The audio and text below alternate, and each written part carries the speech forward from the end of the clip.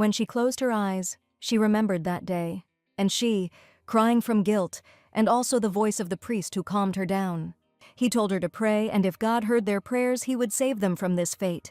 It seemed he was saying that her misfortune was not her fault. These words swirled around in the girl's head for a long time. England, 1824. In the middle of the night, a girl woke up Rebecca. Reluctantly opening her eyes, the girl asked if they lived in a country on the path of industrialization. The baby needed to go to the toilet. Rebecca was left alone after her mother's death. She was sent to Agnes Workhouse on the outskirts of Wales by the Poor Law Commission, and in that place she met her, a girl named Lucy. Coming out of the restroom, she asked how long Rebecca had been waiting for her. She thought she would die of cold and said that next time she would go to the toilet herself, but she was afraid of the dark. Like her, Lucy came here from London when she was 4 years old, and although they had the same hair and eyes, they were complete opposites. Lucy was the child everyone loved, but she was also a dark creature who couldn't get along with anyone. If she hadn't spoken to her that day, said hello, and introduced herself as Lucy, Rebecca thought she would never be able to make friends in the workhouse. However, on the way back, the girls heard a strange sound coming from the yard. Rebecca asked what that sound was, and Lucy assumed there was a puppy there and decided to run and check. Rebecca reminded them that they were not allowed to wander around at night, and that if they were caught, they would be punished by the manager, Mrs. Coney. But the girl stopped near the bushes. Rebecca had already run up to her and angrily called out to her to get out of here. However, the little girl looked into the distance in amazement, saying, "Mrs. Coney?" The girl asked, "What?" "Look," said Lucy. "There's caretaker Stewart and Mrs. Coney. She asked what they were doing here." Rebecca called out to Lucy in fear, realizing what the two were doing, but the older one timidly told her to remain silent. "But Mrs. Coney has a husband," Lucy mumbled, and her friend replied that they would just pretend they didn't know anything. If this matter came to light, nothing good would come of it. Rebecca asked if she understood and asked her to promise. The reason she told Lucy that was because there were several rules in Agnes's workhouse. Firstly, we had to get up strictly at 8 in the morning. Oversleeping or being lazy was not allowed. Secondly, the work lasted until 11 in the evening. No matter what happened, the work for the day had to be done. And thirdly, only 10 minutes were given for eating, and under no circumstances were you allowed to ask for anything. Stewart irritably told Eliana that she was asking for food, that she really was a greedy child. "They say that greed is the source of sin. God does not ask for this," he asked, but there were no concessions in the name of ensuring that the beggars and panhandlers did not become lazy. Stewart dragged them along with him and beat them. And all this was done by Warden Stewart and Mrs. Coney, and so they could do nothing about it. This drove many people crazy. They worked for 15 hours, but they felt sorry for a plate of porridge. That bastard hid the food and lived happily. Otherwise, how did this dog's brat get so fat? Sarah screamed that Eli had gone hungry for 3 days because of this stupid rule. Rebecca asked Nancy where Lucy was, and Nancy replied that Mrs. Coney had called her. This had been happening frequently lately, and the girl was worried that Lucy had done something wrong too. It seemed that Rebecca knew the truth, but chose to remain silent, and that night Ellie could not calm down. The girl angrily asked Eli to stop crying because of her. She couldn't sleep. But, Eliana answered plaintively, she was so hungry that she could not sleep. Lucy felt sorry for her. But then the hungry girl started crying, saying she wanted to see her mother. Lucy asked her not to cry, saying that she needed to be patient a little and her mother would come. "True?" Eli asked. "True," the girl answered. She still vaguely remembered her mother. The girl said that she was a beautiful woman with golden hair, white skin, and expensive clothes. She always called her a unique child and sang lullabies to her every day. True, the girls were surprised. She was a child from a rich family, they didn't know. They asked to tell her in more detail what kind of song it was. "This," Lucy answered and began to hum the lines. "My beloved child, you are like a fresh spring breeze. You are like a beautiful bright flower, my dear," the girl sang diligently, either from memory or simply making it up. "Enough!" Rebecca suddenly interrupted her abruptly, displeased, and told Lucy to come to her senses. She said with confidence that she did not have a rich mother, neither did Eli, nor Sarah, nor Nancy. At best, they will become housekeepers, and at worst prostitutes, because that is the fate of orphans. So Rebecca begged her friend, "Please don't get your hopes up. Eliana returned to reality and, after a pause, apologized to Rebecca, saying that she would not make any more noise. The morning began as usual, but when Rebecca tried to wake Eli, she still didn't get up. She said it was already morning, and if she overslept today, Stuart wouldn't let it go. However, after turning her friend over, she fell into a stupor and then into horror, realizing that the body was icy. "It's all because of Rebecca. She tortured Eli," Sarah screamed. "Rebecca was like the devil, poor Eliana." "Enough!" Lucy shouted angrily, and her friend indignantly asked why she was defending her. "Rebecca didn't mean it," Lucy replied. Obviously, she wasn't serious. True, she turned to Rebecca, but she didn't say it seriously. The girls were waiting for an answer. "She wasn't lying," Rebecca explained. "Lying is the devil's sin against God. Eli died of hunger, and it wasn't her fault. If it is her fault, then it is also their sin that while Eliana was dying, they, like dogs, emptied their bowls." But she doesn't think so, because this reality is hell, in which people can't do anything. Lucy told her friend that if she continued, she would be bullied. She asked why she didn't go and spend time with them. She didn't know when her rich mother would arrive and suddenly asked Lucy if she knew what was really disgusting. That even though she knew Eli would die of hunger, she was giving her false hope. After a pause, Ludi asked worriedly what she was talking about, and Rebecca asked if she thought she didn't know. She knew that because she had threatened Mrs. Coney, Stuart had given her a share of Eli's food. The child who was afraid to leave the room at night at some point when night fell came out as if he had been waiting. "What does one think?" Rebecca asked. What she saw when she went out after this child with a blanket. She knew everything, but simply didn't show it. She felt sorry for her because she was so eager to be loved. So now she should stop pretending that she is doing all this for her. Because she is not as naive and stupid as her and her friends, she was deceived into imagining a future that will never come. She said that she would pray for her, for poor Lucy, who had fallen into illusions and was running from her destiny. But at that moment, Rebecca didn't yet know that her words would have consequences in the future. 6 years had passed since then, and the woman asked Rebecca if, since she had a last name, it meant she was not an orphan to begin with. Rebecca replied that the one who abandoned her was her father, and the one who was abandoned was her mother, and she was the reason for it. If that was the case, then the last name must be from her mother, the woman guessed, and asked if she would try to answer again. It was an unusual time when the church was looking for children to work for the aristocracy, and that's when she came to interview the Lysette family. £1, Sarah said in surprise, and Nellie explained that Rebecca had said so herself and would not settle for less. "It's funny," Sarah exclaimed. "What's the difference between her and them? Does she want to get 10 times more?" "So what?" Lucy asked her friends. Rebecca was at this time telling her tragic story of how her mother received £1, leaving her father, with which she was supposed to get rid of her. But instead she decided to grow up, did not hesitate and looked for a job. Since then her dream was to become a person worth more than £1. The woman told a very beautiful story and asked if that was the reason to pay her so much. It would have been nice to have an educated child as a servant, but she did not do this, but used the church.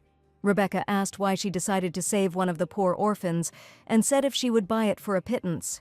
The church people will take this as useless help from a noble woman, but if she gives £1, the conversation will change. In short, it was the value of the lady's reputation that she offered. In response to this, the Duchess laughed and praised the girl for her bold assessment. After the conversation, Rebecca left the office and stood for a long time, putting her thoughts in order. The Duchess offered £4 for Rebecca, which was the price she had in mind. And of course, it was about the girl, not her. Rebecca was pleasantly surprised at the moment. But now the realization of the price for her labors, for the ransom from the church, overtook her £4. At last, she was a person worth £4, which was more than she had expected, thank God. The owner of the workhouse called Stuart like a dog and ordered him to go and buy a newspaper. Shit, thought the fat man. He could have left this job to the kids, and he bought the newspaper from the boy. After purchasing it, Stuart decided to see what the newspaper was publishing. Lucy told Rebecca that she had heard a rumor that she had been hired as a maid by the Lysette family and asked her to accept her congratulations. Rumors spread, Rebecca noticed, and asked if it was her doing, but Lucy only heard that they were looking for people at the match factory. She thought about going there and reported that Sarah and Nancy were going there too, but Rebecca was not interested. Lucy felt that if they separated now, they would never see each other again, but Rebecca was happy with this option. Each had their own place. Their salaries would differ by 40 times, but she asked Lucy not to be too upset. At least they would learn how to make a living there without stealing from others, so it was a happy ending for all of them. But then Sarah called out to both girls and excitedly asked if they had heard the news. She reported that a man had been sent to their workhouse to find the lost daughter of a wealthy family, which Rebecca thought with horror. They say that if it is confirmed that it is you in this photo, your life will change dramatically. And everything will be wonderful. Sarah compared the photograph of the baby with two similar girls. But then, after reading the name of the wanted child, she congratulated Lucy. The girl's name was Lucy Maitre. A chill ran through my whole body. How is this possible? It can't be. Why her and not me? Thought Rebecca. At dinner, it turned out that Rebecca said she was not hungry, and the girls realized that she was jealous, because Lucy would soon become the daughter of rich people. Today, Stuart even cooked a special dinner for Lucy's last day. They had tea and scones for the first time. But Lucy was worried about Rebecca. Sarah asked where she was going, if she would like to have tea later. The girl answered.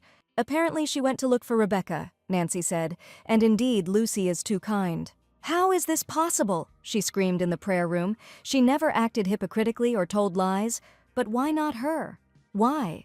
She screamed why then Lucy and not she was saved, and then Lucy turned to Rebecca.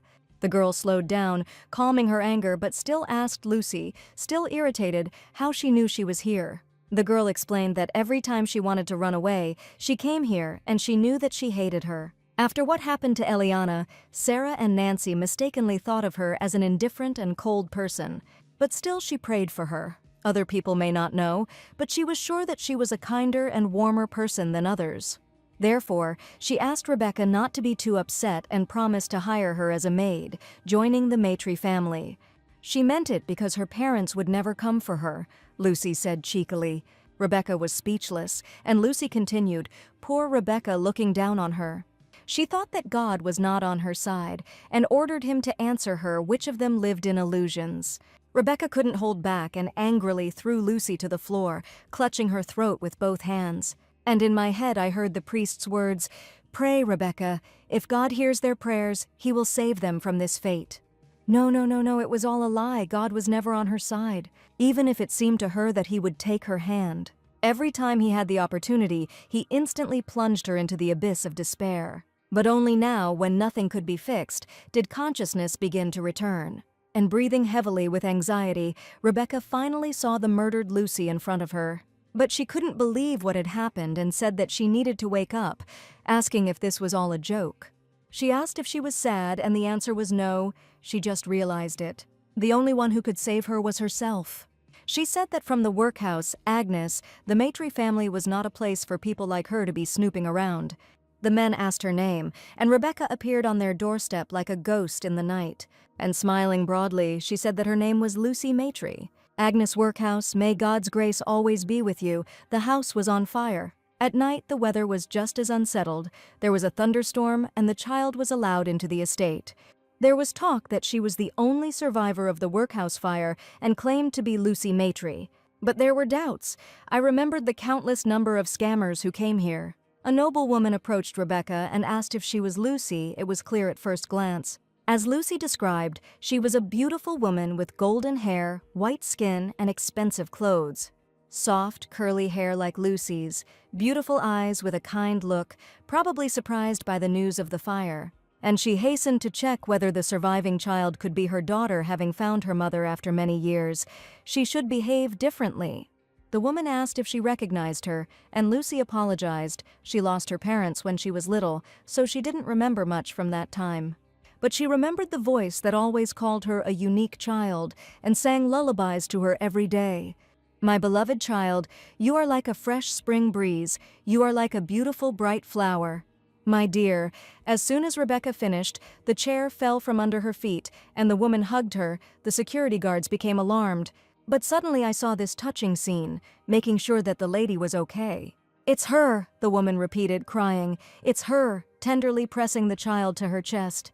The servants were also excited to learn that the mistress was returning with the young lady. The servants and the whole house were in an uproar, as was the mistress's nephew, who ran out to meet them. The woman addressed the young man as Ron. The young man stood stunned, looking at his aunt and the child next to her. She asked her nephew to meet his younger cousin, Lucy Maitre, and Lucy introduced her cousin, who was very helpful in her search, said the lady. Still stunned by this sudden news, Ron asked his aunt to talk for a bit. But the woman suggested getting to know her gradually and offered to come into the house to show Lucy something special. She brought the girl into a room completely filled with various toys. Mother explained that this was her room and asked if she was surprised. After all, she had grown so much, but the room was still the same. She didn't know if Lucy remembered, but from the day she lost her, just like in this room, her time stood still. Her daughter was taken away right before her eyes, so every day was painful. Someone said that she was dead, that she should give up. But she and her father did everything possible to find her, and the tree they planted then has already grown, just like her. Thinking about how she had suffered all these years, Rebecca heard the woman's trembling voice, and looking at her tense shoulders, she was able to understand something. One day, just like Lucy, she too instantly became someone's favorite daughter. Therefore, consoling her mother, she asked her not to cry and, hugging her tenderly, thought. She promised the woman that she would never leave and would never be caught in a lie. Her mother has already informed her about her return, and in a couple of days she will be able to meet with her father, who is currently on a business trip. And now she was offering to eat and share stories, but before that she thought she would start with clothes. What Rebecca asked in surprise, but before she could do anything, she was dragged away by the maids. Screaming from the awkwardness of waiting, she embarrassedly asked them why they were doing this. She said that she could wash herself. "Oh, young lay," the servant said to her, "why are you shy? She needs to get used to the servant's hands." And the girl didn't even have time to object before one of the servants ordered to grab her. At this time, Ron approached his aunt and asked where the child was. Charlotte said that she would change her clothes and come down. The woman turned to Ron, and when he noticed, she thanked him. She said that without him they wouldn't have been able to find Lucy, but Ron asked her if she hadn't said that. The guy said that he and his uncle were like parents to him, and that their family's affairs were his affairs too. But now there is no need to do this, because Lucy was back and she wouldn't make him bear this burden anymore. But then the maid exclaimed to Milady that the young miss had arrived. My God, Charlotte was surprised how beautiful she was. In these clothes she looked very much like her father, and asked Ron if it was true. The boy reluctantly agreed with Aunt, and the woman and the servant sat the girl down at the table. However, Lucy looked at the empty plates and cutlery without doing anything. Then her mother asked what was going on. The girl said that this was the first time she had sat at such a table, so she didn't know how to use a knife. There was no need to worry, the woman replied. She would gradually learn manners and etiquette. Embarrassed, Rebecca thanked her and said that she would try to become a person suitable for this family as soon as possible. Suddenly Ron turned to his cousin Lucy and, passing the fish, suggested that she try it. And then he asked her how it was. Was it tasty? Yes, Rebecca answered after trying the dish. It was tasty. True, the cousin asked suspiciously. How strange it was. It seemed she hadn't liked this before. He explained that when she smelled herring, she immediately cried. Because of this, they stopped preparing dishes from it in the house. True, Lucy asked. Apparently, while she lived in the workhouse, her tastes changed. It was impossible to be picky about food there. There was no food of its own, and someone died every few days. So for her, food was not a matter of taste, but of survival. But despite this, she could now sit next to her family and eat family food. The girl said that she had nothing more to wish for, and Charlotte and the servants were moved by Lucy's story. They immediately rushed to Lucy, their little angel, and told her to eat whatever she wanted. Rebecca kept her face in front of Lady Charlotte, but she was thinking, Ron Maitre, did he just test her? Having received a letter from his wife, the Duke asked the man what he thought about it. What about? He asked. The aristocrat explained that he was talking about a letter that contained a reason to return home as soon as possible. Charlotte wrote to her dear husband, greeting John and asking if he had finished his business yet. 15 days after his departure, green leaves began to bloom. Maybe that's why she imagined him sitting next to her and smiling. She wanted to see him, so she asked him to come back quickly and kiss her with all his love, and also told him about the gift she had prepared. Since they will be arriving soon, it is better to ask the lady directly, the man said. Of course, we will have to wait, John answered. Indeed, what a gift Charlotte had prepared for him, but then the Lord was informed that they had arrived at the Maitre estate. The woman immediately ran out to meet her husband, and John, spreading his arms, walked towards his wife. Sinking into her husband's arms, Charlotte congratulated her love on her return, and John was glad to see her. The Duke noticed that Ron had grown since their last meeting and asked if anything unusual had happened. The lady told him to keep quiet, and herself told her husband that she had found the daughter they had been looking for 12 years. And asking to take a look, she herself could not hold back a smile, introducing Lucy Maitre to him. "Lucy?" the man asked in shock, looking at the girl who came out of the mansion. After the meeting, Rebecca told the servants that her father really did have big hands. "What?" the girl asked, and she explained that she thought about it when he stroked her head. "Welcome, Lucy," the man said, and Rebecca stood there dumbfounded, thinking. If she also had a father who was looking for her, he probably would have called her by name in the same way. She imagined a man who looked like the Duke telling Rebecca, "Welcome home." The girl asked Michelle to listen and asked what kind of person her father was. The servant thought about it. She said that the gentleman is a very kind and caring person, but his attitude depends on the person. For example, he had a rather strained relationship with his nephew Ron. The boy was afraid of him. John told Ron to follow him into the office. Ron asked if the case he had gone on had been resolved successfully. John replied, "Someone broke Marcus's loom on purpose. It was very well planned." That's right. He meant that there was more than one criminal. The reason was apparently a reduction in wages. He was going to catch the criminal, but it was difficult to decide because they were looking at each other, so he listened to their demands. The man told the workers that he would increase their current wages several times over, but only to the person who will name the criminals who broke the machine. So one day would have been enough to find out, but everyone remained silent all week. And after that, John realized that the name of this ridiculous criminal was Revolution. An equal world, justice, So from the next day, he started doing something else. He pointed to an old man at the next morning meeting and told him to come over. And then he gave the order to beat him like a dog, regardless of whether he was connected with the revolution or not. He explained to his niece that he simply wanted to show them what would happen if they, being useless, asked the rich for money. True, so to speak. In the words of that swindler who entered this house, John finished. It was about this time, the aristocrat asked, when Charlotte lost Lucy. Although she sometimes worried when she saw a child who looked like her, she never brought anyone into the house. The man asked the young man, coming closer, what he thought. Was it really her? It would be good if that were the case. He watched closely, and Ron said, "The most important thing." And he hesitantly asked his uncle whether this person was needed in this family or not. The revolutionary was satisfied with his stepson's answer, and calming down, he said in a voice that Ron was right. It seemed to him that his wife really needed this child now, so they would just leave her here for a while. But he asked Ron not to forget that if something like this happened again after he left the mansion, he should seriously consider his usefulness. Finally, he asked his nephew if he understood, and the boy, clenching his fists, answered yes. Having heard everything that was needed, Rebecca ran away, thinking that Michelle was right. He was born the second son, but took the place of the head of the family, and he is cruel to those who do not bring benefit to the Maitre family. And at that moment, Ron knew how cruel he could be to those who could not be of use. If he treats even his blood relatives like this, then what will he do with someone like her? What should she do now? Run. But where to? Because now she doesn't even have anywhere to return to. But suddenly she was torn from her thoughts by her mother, who was rushing towards Lucy, crying. "What is it?" Rebecca asked in surprise, saying that she had scared her. "And what kind of paper was this?" Michelle explained that this was an invitation, or rather, something like a request, to allow her daughter to take part in the meeting. But they are refused, considering that their mistress once held the title of Lady. It probably shocks her. "Lady?" Rebecca asked in surprise. "My God, young miss, she didn't know," asked the servant. And she explained that their mistress came from a noble family that held a seat in Parliament, but turned her back on her family. She married a gentleman who came from a capitalist background, and the high society was not happy with Mrs. Maitre, as their family was not that rich at the time. And it must also be because Milady rejected the Count's marriage proposal.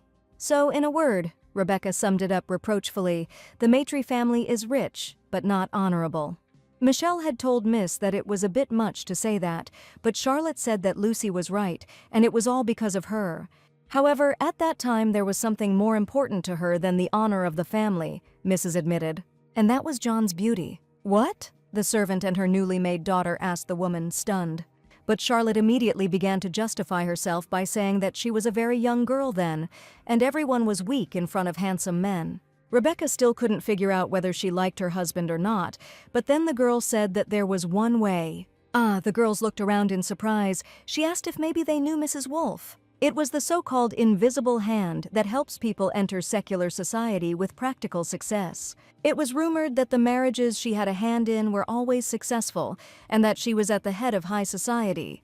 There was a secret annual event where it was said that anyone who caught her eye would be able to enter high society. No, Charlotte could not send Lucy to such a mysterious evening with a suspicious woman whose face she did not even know. Besides, John wouldn't have agreed either, but then Lucy said that she would go there secretly from her father. The woman was worried, but Rebecca had already made up her mind after all. It was important to become necessary to this house. If this is the case, then she will prove that she is the one this family needs. He left everything for her, his title, position, and glory, and now she was going to leave him. "I'm sorry," the girl said without remorse and asked what she could do. How could she love someone who had nothing? She was saying goodbye to Ethan, the man who had once been everything to her. Damn. As soon as he arrived in London, he had a dream about something he didn't even want to remember, because 4 years had already passed. "Welcome," said the mother, and asked how he could return 4 years after he had abandoned his family and run away with the governess. Without title, position, or glory, she asked if he had anything left. Everything was the same as before, Ethan noted. He was glad to see that his mother was as sharp-tongued as ever, and she immediately handed him the box with the letter. It was an invitation to a masquerade party arranged by a famous matchmaker she had heard that many people pay big money to get him.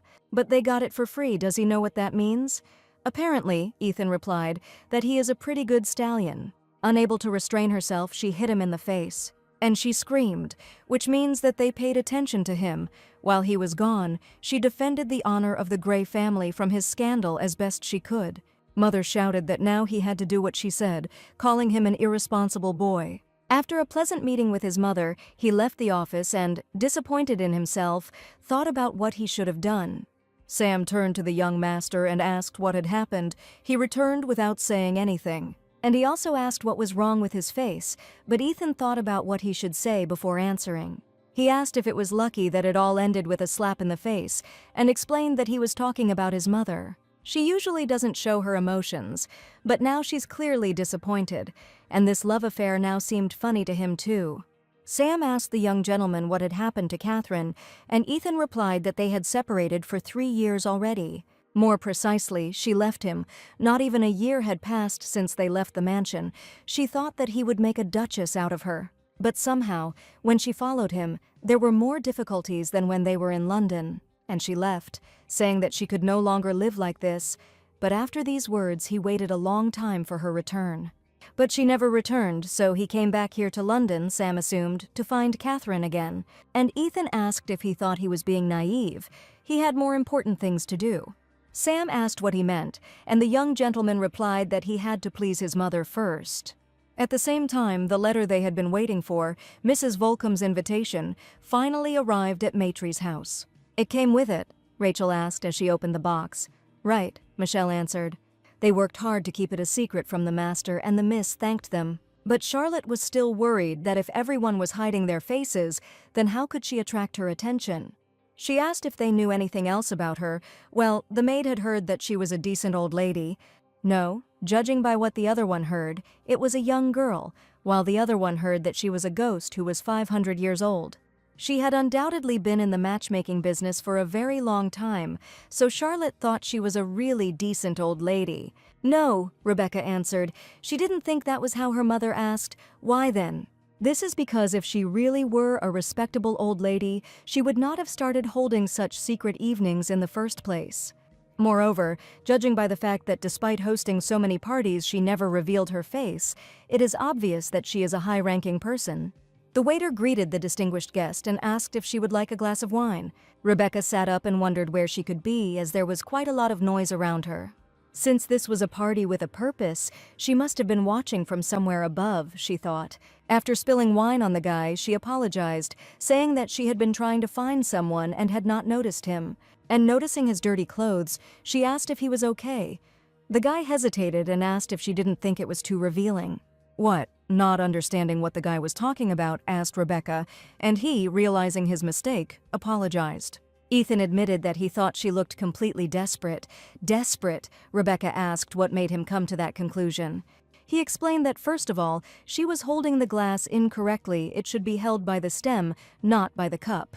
Habits say a lot. For example, the modest desire of a man who was not born noble to change his position by becoming close to a nobleman. He wasn't wrong, Ethan asked. Wasn't she an opportunist? Rebecca didn't hide the fact that he was generally right. The young man was surprised by this and asked how she got the invitation. It was simple, she answered hesitantly. She stole something from a rich girl. The guy asked if she really wanted to enter this world. All people strive to achieve what they want, for example, Lucy answered. It's like being able to obtain that very noble birth he mentioned earlier without lifting a finger. However, it's not that there is no opportunity. Rebecca was simply trying to achieve the best for herself. Ethan was extremely puzzled and discouraged by her bold speeches. Suddenly, the lady noticed that they had spilled wine and asked if he was okay. Ethan replied that he was fine. And he asked to take the lady to the ladies' room. The girl understood, sir, and called the miss to follow her. But suddenly Rebecca turned around and thanked him for the advice, thanks to which she was able to find what she wanted. What did you want? He asked again in surprise, but the girls had already left the room. She was taken to the ladies' room, but before that, Rebecca asked if they could talk to her, Miss Volcom. What is she talking about? The lady asked worriedly, and Rebecca asked, she called her Miss. And when I addressed that man earlier, I used sir, but the people who come to this party don't know each other's identities. Everyone wears masks, so staff simply call everyone guests, she noted, and only one person knows the identities of the people here, she said, removing the veil from the lady's eyes. The only person who made the lists and sent out the invitations to everyone wasn't she asked Mrs. Volcom. Indeed, the woman smiled with interest. Habits really are scary. However, she could not understand why she was looking for her. Her circumstances were different from other aristocrats who were not entitled to inheritance. What is Miss Maitri missing? She calmly replied that her father will not leave her property just because she is his daughter. To do this, she must bring honor to the Maitri family that she did not have. So she wanted to marry a man who would give her a title because it would bring honor to her family and be the reason why she was here. Oh, and of course, she would retain her right of invisible hand as she had until now, she informed Miss Volcom. Indeed, she thought about Miss Maitri's words that rainy evening. It's very strange, really. This is not something you would hear from the daughter of a wealthy family. While thinking about this, another girl came to the woman's mind who said the same thing. She was just as pathetic and miserable, a smart child, capable of seeing through human desires. She would like the Duke's tastes to remain the same, would she, madam? Exclaimed the assistant. She knew the chances of failure were high. The girl was from a workhouse and also from a middle class without land. However, isn't it ideal that if everything works out, then this year will be interesting in high society? Isn't that right? She asked, and sent an invitation from herself right into the hands of Miss Maitri. She invited her to Mrs. Marilyn's apple pie shop. Seriously? She asked discontentedly. Oh my God, what is it? Asked Miss Volcom. There are delicious pies here. Lucy wasn't talking about that. She asked to introduce her to someone. The woman asked for calm in any case. It would be unwise to immediately introduce a middle-class girl to a higher-class one. Moreover, their object had already been abandoned by a woman, so if they rushed, they would cause disgust. And who was their target? She asked. Ethan Gray, the Duke's only son, recently returned from studying abroad. He had a younger sister named Belle, who is currently one of the most popular girls in social circles. If she sits at the same table with her, it means that she has a strong position in society. The seat was now occupied by the Countess's daughter, Rachel Windsor, and the Knight's daughter, Jane Moss. Her task will be to get to this table and please Belle Gray. By getting closer to her, then naturally she will be able to reduce the distance with Ethan. However, Mrs. Rebecca would like to say, for now, one could say that this is impossible. Michelle asked if her miss understood that it was impolite to initiate a conversation with a person of higher status if they were not close. She could not approach a person first until he pretended that they knew each other. So a week had passed since the last meeting, so it was surprising that no one in society even wanted to talk to her. Mrs. Volcom said that high society was not just a place where they could eat, drink, and be merry. This is a battlefield for ladies, where many women fight for their future, and to survive there, it is necessary to know how the secular world works.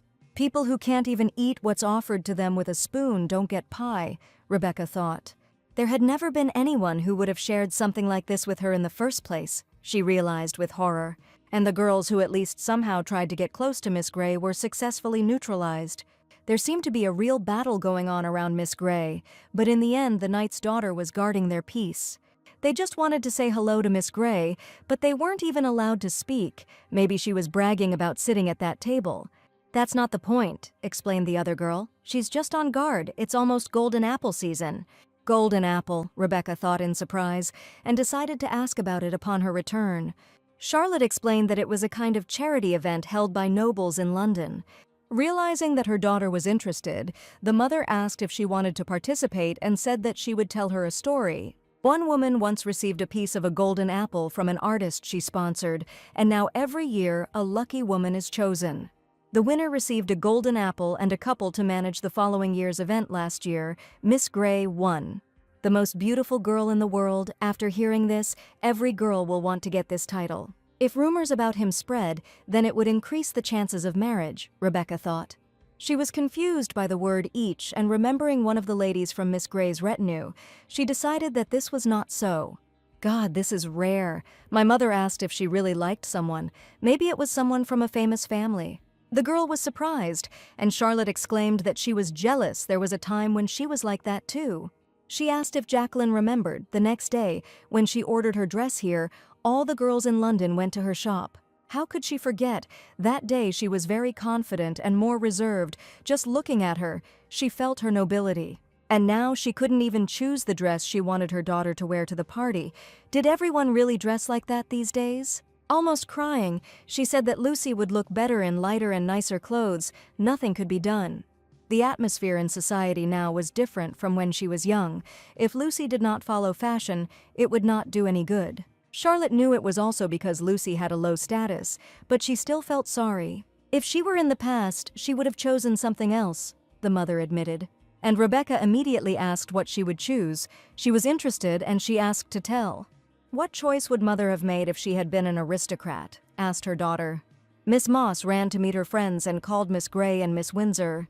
Did you hear? Jane asked them, and told them that Scarlett would come to the Golden Apple Party. Scarlett is the one who got kicked out of the group, Rachel asked. Yes, Jane exclaimed. What's the point? She criticized their group, calling it vulgar, and on top of that she formed her own group. How dare she come? What shamelessness, she screamed, but then Belle admitted that it was she who called her. She explained that her father had made a large donation last year, so she couldn't help but invite her. But, good job, if Belle hadn't invited the child, knowing that his father had made a donation, her reputation would have been ruined, but this is probably the same reason Scarlett didn't reject Belle's offer. If she avoided her, she would ruin her situation, but what about her? Jane thought worriedly. All this time she had been coaxing her and saying all sorts of flattery. She tried her best, but she was never invited. How could this be? Thought the third friend.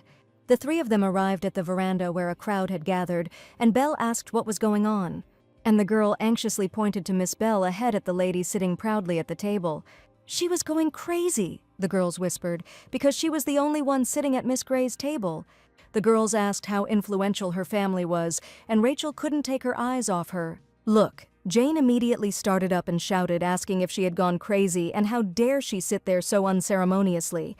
She shouted right in Rebecca's face that this was Miss Gray's table, and no one could sit at this table without permission. She told her to leave quickly, but Rebecca didn't even think of responding to the rudeness. Jane's pride was dented by the gambling. The girls standing behind thought it funny that she ignored Miss Moss. She was not the kind of person you would want to do business with. She was from a family of minor chivalry and could only talk. Besides, she has no dignity. The words reaching her ears hit hard. But then Belle asked Miss Moss if she could step away for a second, and her friend moved over. Walking closer to the new guest, Miss Gray complimented her beautiful dress. and she asked what her name was. If Charlotte had been noble, she probably would not have given anyone a glance.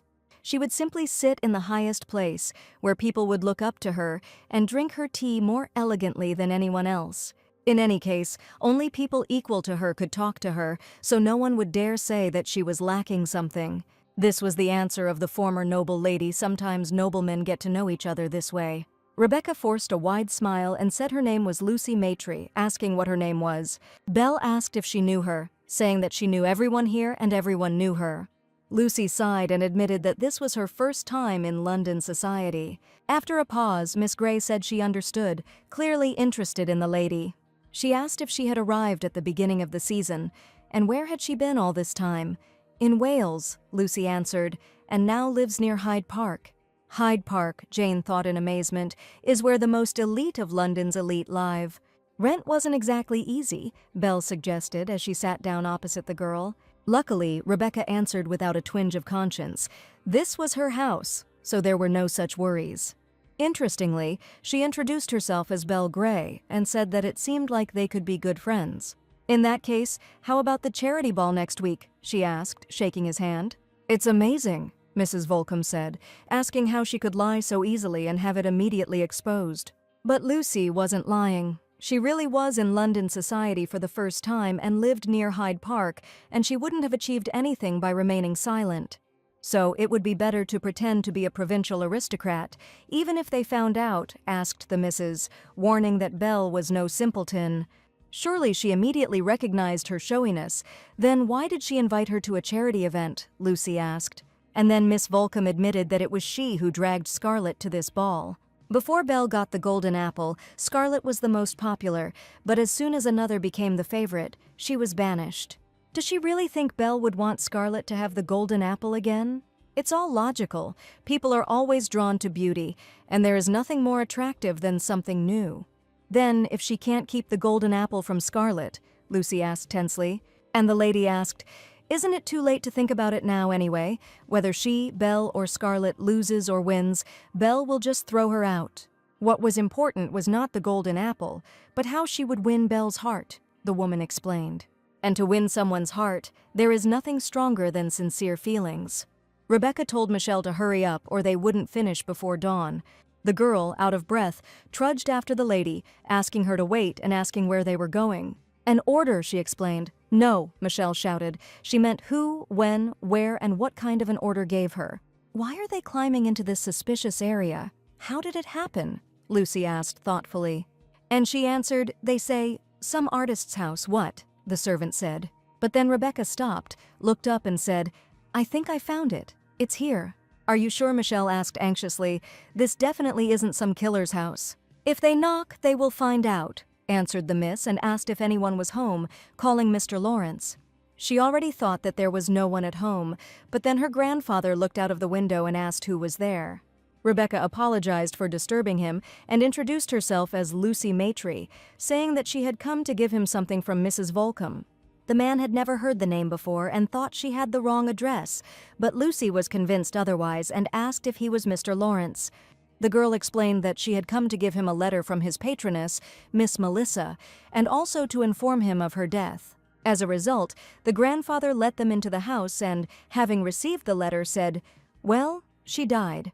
Lucy said she passed away quietly at the age of 65, surrounded by her family. Mr. Lawrence asked sadly if she looked happy. She didn't see her in person, but if he remembers her as a kind person, then that's how it was. Rebecca asked the artist what she, Mrs. Melissa, was like. How can I say? The man began his story. She was rather simple-minded. Loose hair, gathered up anyhow, clothes that have long gone out of fashion. It was immediately obvious that she was not interested in the opinions of those around her, but at the same time. He asked if she was okay. He told her to watch her step. If she continued to constantly look back, she would get seriously hurt one day. At the same time, she was the most beautiful person in the world. She was always close to poor artists, in the most humble places, and they all loved her for it. Once he even carved his heart on a small apple and gave it to her, for the fairest one. But after that, he never saw her again. At that moment, Lawrence thought she had simply walked out of his life. And now he received an obituary. The artist was in despair and plunged into memories. In the letter that Rebecca brought him, Melissa greeted him and asked how he was doing and if he was living well. She apologized for leaving without a word that day when he gave her the apple. The girl swore that at that moment she also wanted to give him her heart. But then she already had a man with whom their families had agreed on the future, so she was never able to run to him. She was born into a good family, received a decent education and lived a life of excess, and could not abandon her responsibilities. But even after so many years had passed, she still saw herself running towards him in her dreams. She won't be able to change the choice she made back then, but despite everything, she loved him for a very long time. The Lawrence she wanted to see, the Lawrence she missed. Her Lawrence. In the end, these feelings will never be conveyed, but even today, she leaves her heart where she left and writes him this letter. She will always love him, let him be happy, even where she is not, so it was. The Golden Apple Festival was created by Melissa. But the Miss, who loved art, could not be free from the gaze of others. And this apple remained as an answer to Mr. Lawrence's feelings, which she was unable to give. This necklace was made by an Italian jeweler. She received it personally. You can wear it to a party. But still, why should she know this, thought Rebecca. No one here cares about this. A raven flew to Ethan Gray and brought a note about stealing forbidden fruits. A friend called Ethan and indignantly asked what he was doing there. The guy greeted Cole. He looked for him for a long time and asked him if he was going to skip even the party that Belle was throwing. No, of course not, Ethan answered. It will do, besides, this is such an opportunity. On the day of the Golden Apple, Miss Belle asked Miss Matry to come through, and Lucy thanked her for the invitation. The girl noticed that the one who was always there was not next to them. Belle realized that she was talking about Miss Moss. But suddenly Scarlett said that she was simply thrown out. The Duke's youngest daughter, the real Matrix, is to get rid of people. Welcome, Scarlett. The party organizer greeted her. She heard that she had called a new meeting. Since she had come so far, there was apparently no one nearby who could throw a decent party. That's exactly it, Scarlett replied. They say that at a party it's not who throws it that's more important, but who comes. And since Duke Gray, her brother, is not visible here, it seems that this statement is not far from the truth. Miss Belle held back her answer, remaining silent.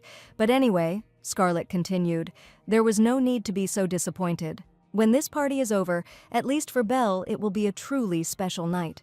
She was once told that high society is a battlefield for ladies, where many women fight for their future.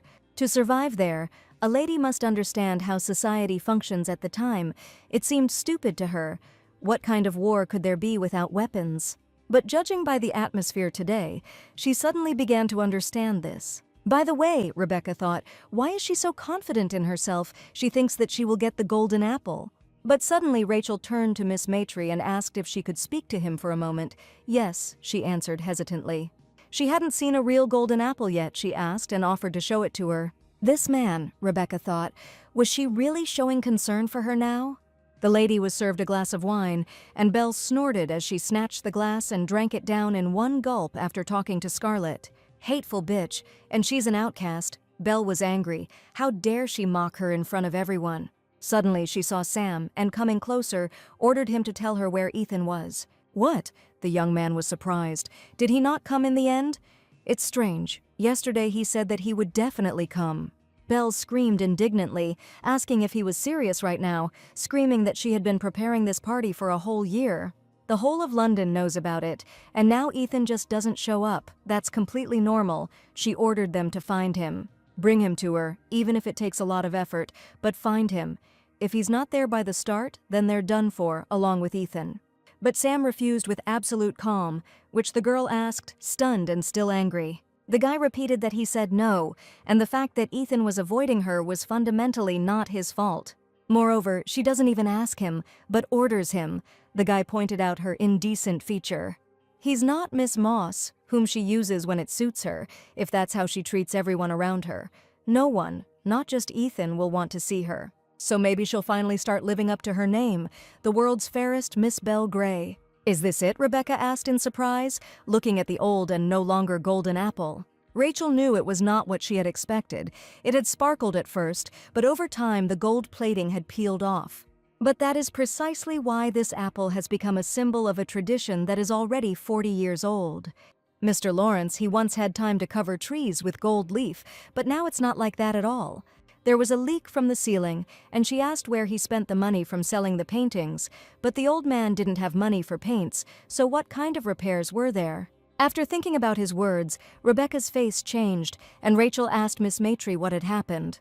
She replied that everything was fine, but she wondered if Miss Melissa had founded the festival to support poor artists. Then why did Mr. Lawrence's situation only get worse, when this same event has been going on for 40 years? "Isn't that strange?" she asked, stunned.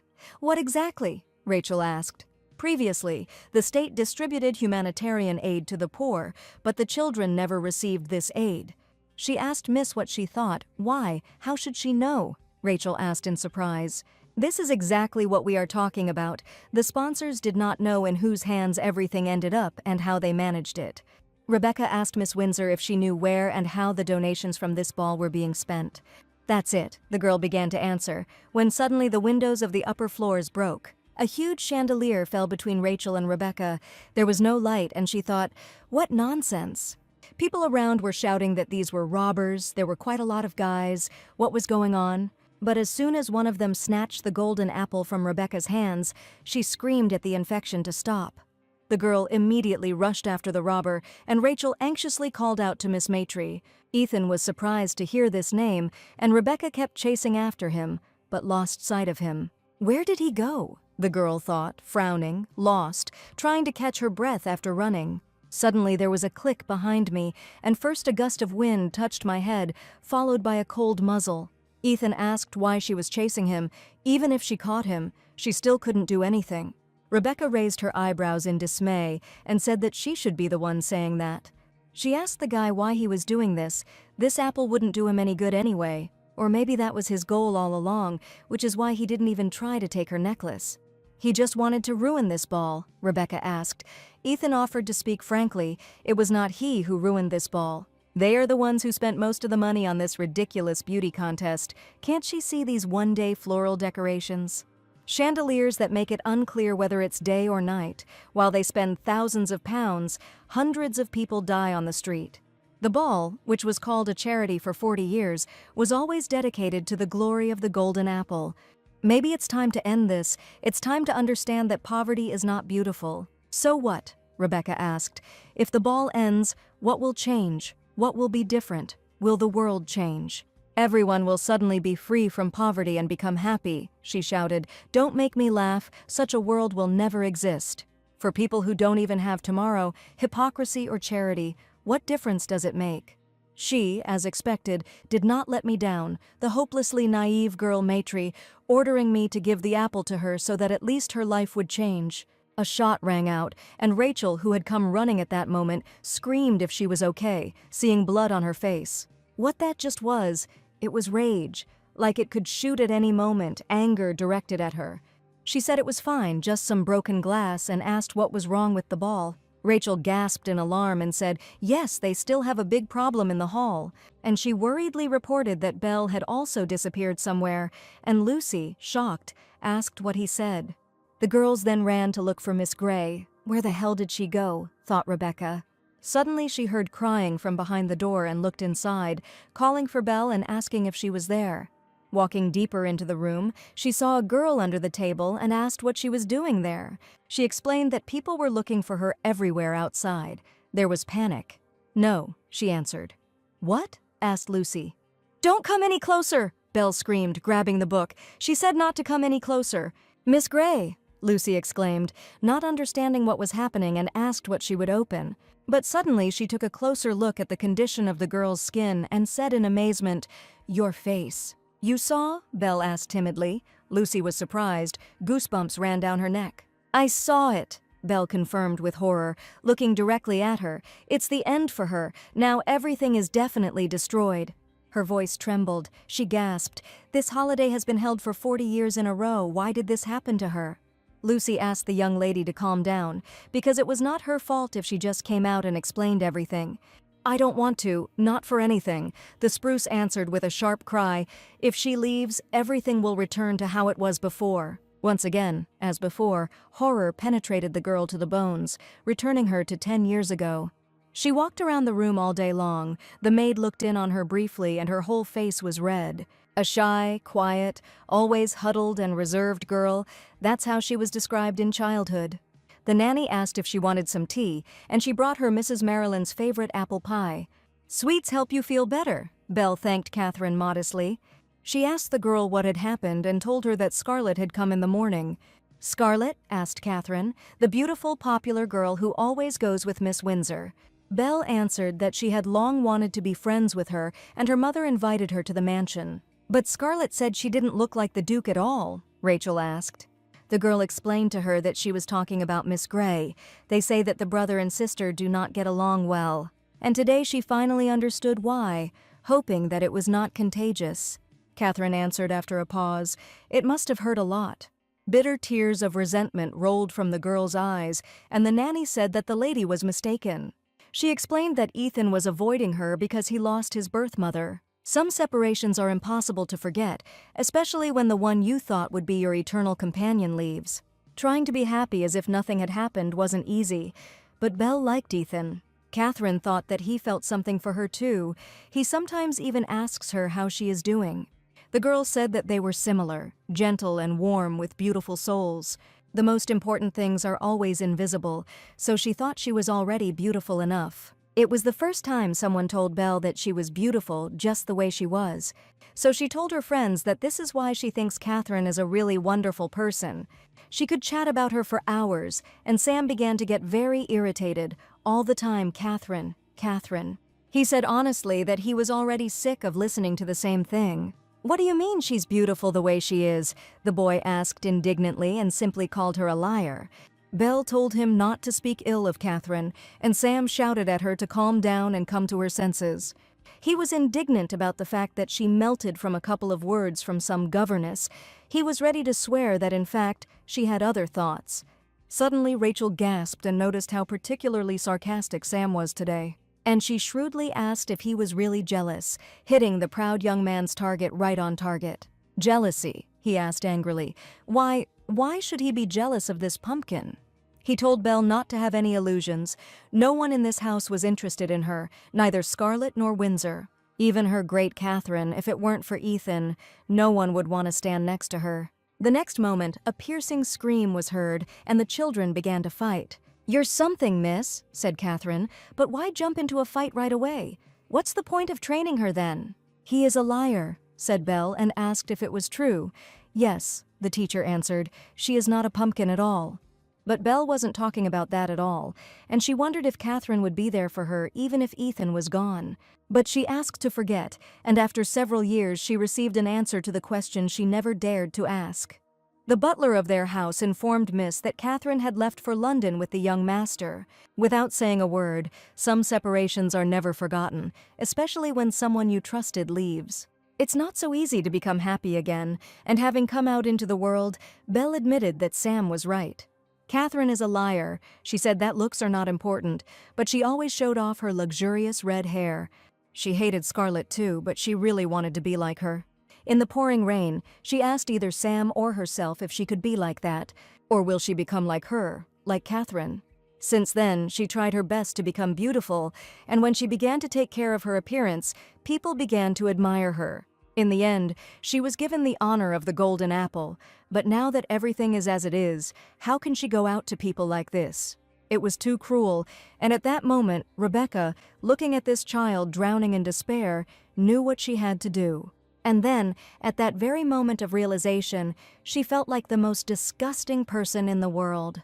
The gilding peeled off the apple, and people started talking about what happened at the Golden Apple celebration. They said that a robber broke in there, and they say that the apple was stolen too. But the most surprising thing of all is who came to settle all this chaos. Jane decided to eavesdrop on the conversation. Rebecca asked everyone to pay attention here. It was a perfectly timed entrance. Even though the situation was out of control, she thought that it was, on the contrary, a great opportunity for her. Belle was in a hopeless situation, and Lucy knew how to save her. And in the perfect way, Mrs. Volcom thought. But why then? Why didn't she take advantage of the chance she was given? What was she even thinking when she left Belle alone on that stage? At first, the invited people didn't even recognize the girl who came forward. But suddenly Scarlett asked with a smile, "What, even if they saw it, they wouldn't recognize it, but it's Belle Grey." She, the mistress of the golden apple, those present were surprised.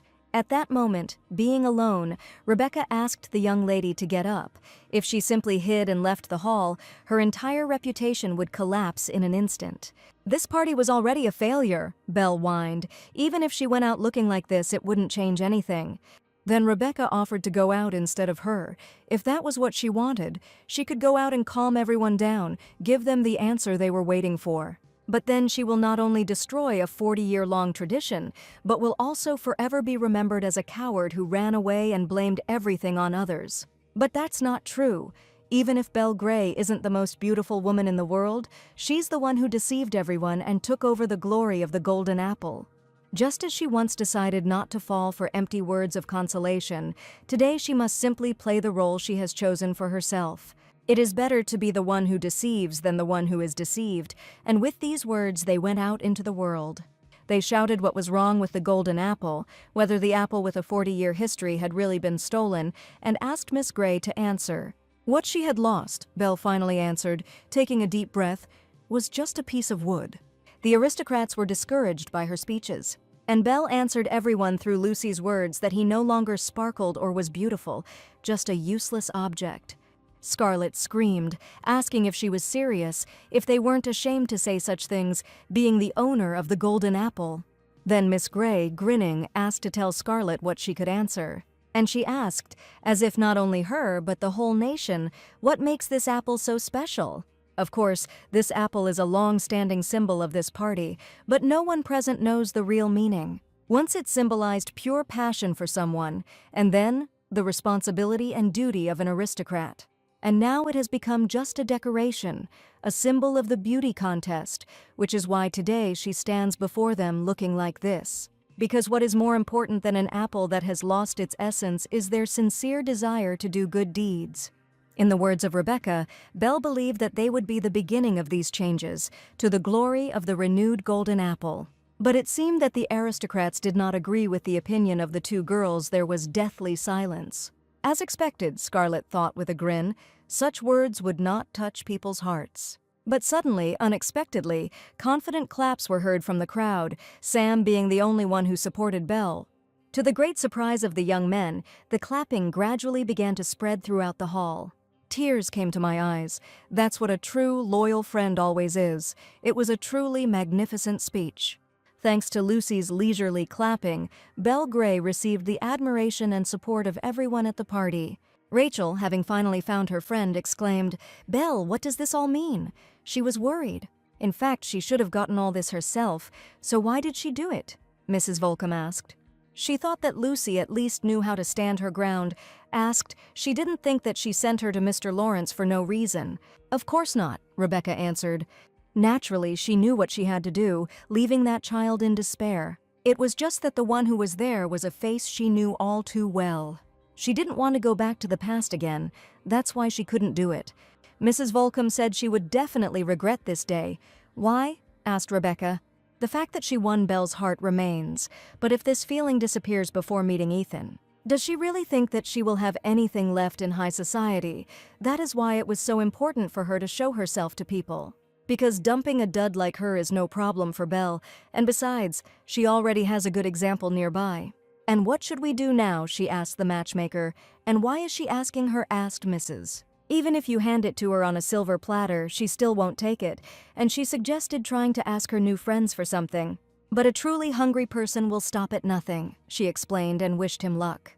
Rebecca regretted a little later that she had not stopped Mrs. Volcom, who had turned around and left. After the end of the golden apple, several changes occurred in her life. Miss Belle was now glad of Miss Maitry's company and was happy to invite them to join her. One of them, Miss Volcom, no longer looked for her. She had a place at Gray's table. Lastly, Charlotte asked excitedly if she had been invited to Miss Gray's house. She was proud of it. "It's just a tennis match," her daughter answered. "But what are you talking about, miss?" Michelle exclaimed. It was quite an event that she became friends with Miss Gray so quickly. Charlotte asked if she would see the Duke of Gray if she went. "No," replied Lucy. "They say that even Miss Gray has not yet properly seen the face of Sir Gray, who has returned to London. So it's true that he has wanderlust. Even though they are mother and son, he is not at all like the prim Vanessa. "Mother and son," Lucy asked in surprise. "Who is Vanessa?" "There is one," answered the mother, "an old friend of her mother. Now she is the mistress of the ducal house, lives in a completely different world." The mistress of the Duke's house, of course, but then she thought carefully, which meant Miss Grey was her mother's friend. When they met, the Duchess asked Maitri to pass, but this was a completely different level. But still, how could such very different personalities become friends, although even that is not important? "Does the Duchess know that she is her mother's daughter? What are you doing, Miss Maitri?" her friends asked. They asked her to hit faster. Lucy apologized and explained that she was a little lost in thought. She looked at the ball in her hand for quite a long time and suddenly asked the girls how to hit it. Rachel asked if she had never played tennis before. "And what does it look like?" thought Rebecca, before she wouldn't even have been able to leave the house at this time. But hiding the truth, she told her new friends that she didn't like to stand in the sun. Then Rachel offered to teach her. She said that as a child she was weak and did not like to stand in the sun, but after she started playing tennis, she became much stronger. After thinking about her words, Lucy finally turned to Miss Windsor and said that she was a very good person, and she took her away on a golden apple so as not to get into a quarrel, and when there was a robbery, she was the first to think about others. Rebecca admitted that she likes her warm attitude towards others. Rachel thanked him modestly and somewhat embarrassedly for his frankness. After the conversation, Miss Bell began the game, throwing the ball to the opposite field and shouting that she was going to start. The game was played actively. Everyone managed to save and score goals. The wind blew, the leaves rustled. The sun, scattered across the wide lawn, was warm, and the laughter of girls in lace dresses could be heard from afar. Suddenly, running back to hit the ball, Rebecca awkwardly tripped and fell into the pond. Rachel immediately asked Miss Maitri with concern if she was okay.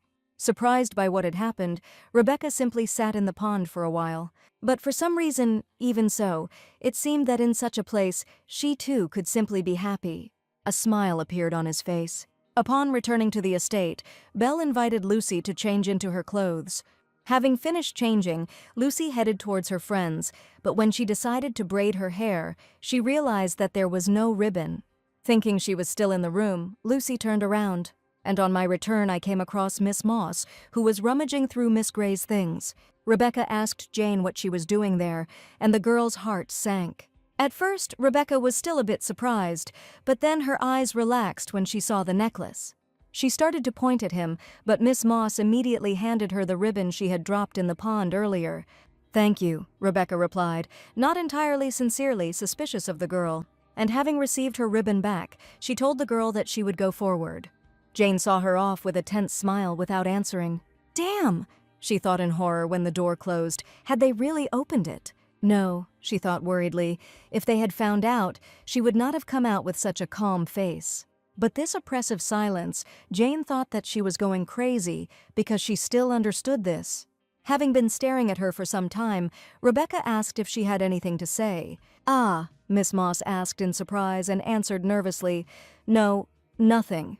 By the way, I mentioned the moment when Miss Grey went to change clothes. Jane immediately stopped her. She asked Miss Maitri to wait, saying anxiously that she had something to tell her. When they came out into the yard, Rebecca asked haughtily if she hadn't said she had nothing to say. "Well," Miss Moss replied hesitantly, "there seems to have been a misunderstanding." "What kind of misunderstanding?" asked Lucy. She explained that the pearl necklace she took from Miss Grey's box was actually hers. She didn't steal it, understood. "Seriously," Jane exclaimed, "she gave it to Miss Grey without her mother knowing because she wanted to get to the golden apple. But as she knew, she never got to the party, so she wanted to take him back, of course," Lucy answered disinterestedly. It was true, Jane insisted anxiously, and begged Lucy to believe her. The girl turned irritably to Miss Moss and explained that she didn't care what she was doing there. What? She was surprised. Even if she had stolen something from Miss Grey, she was in no position to reproach her. For Miss Grey, the necklace is a thing that doesn't really matter whether it's there or not. But she was just curious, Rebecca said, asking why she was doing all this. If it really is hers, then even more so. Why does she have to prove it so persistently? It was just a simple question. Then she was blinded by the glittering world, and she didn't even see the shadow that was hiding behind her back. Miss Moss had not shown up for meetings for several days, and Rachel was worried that she was ill.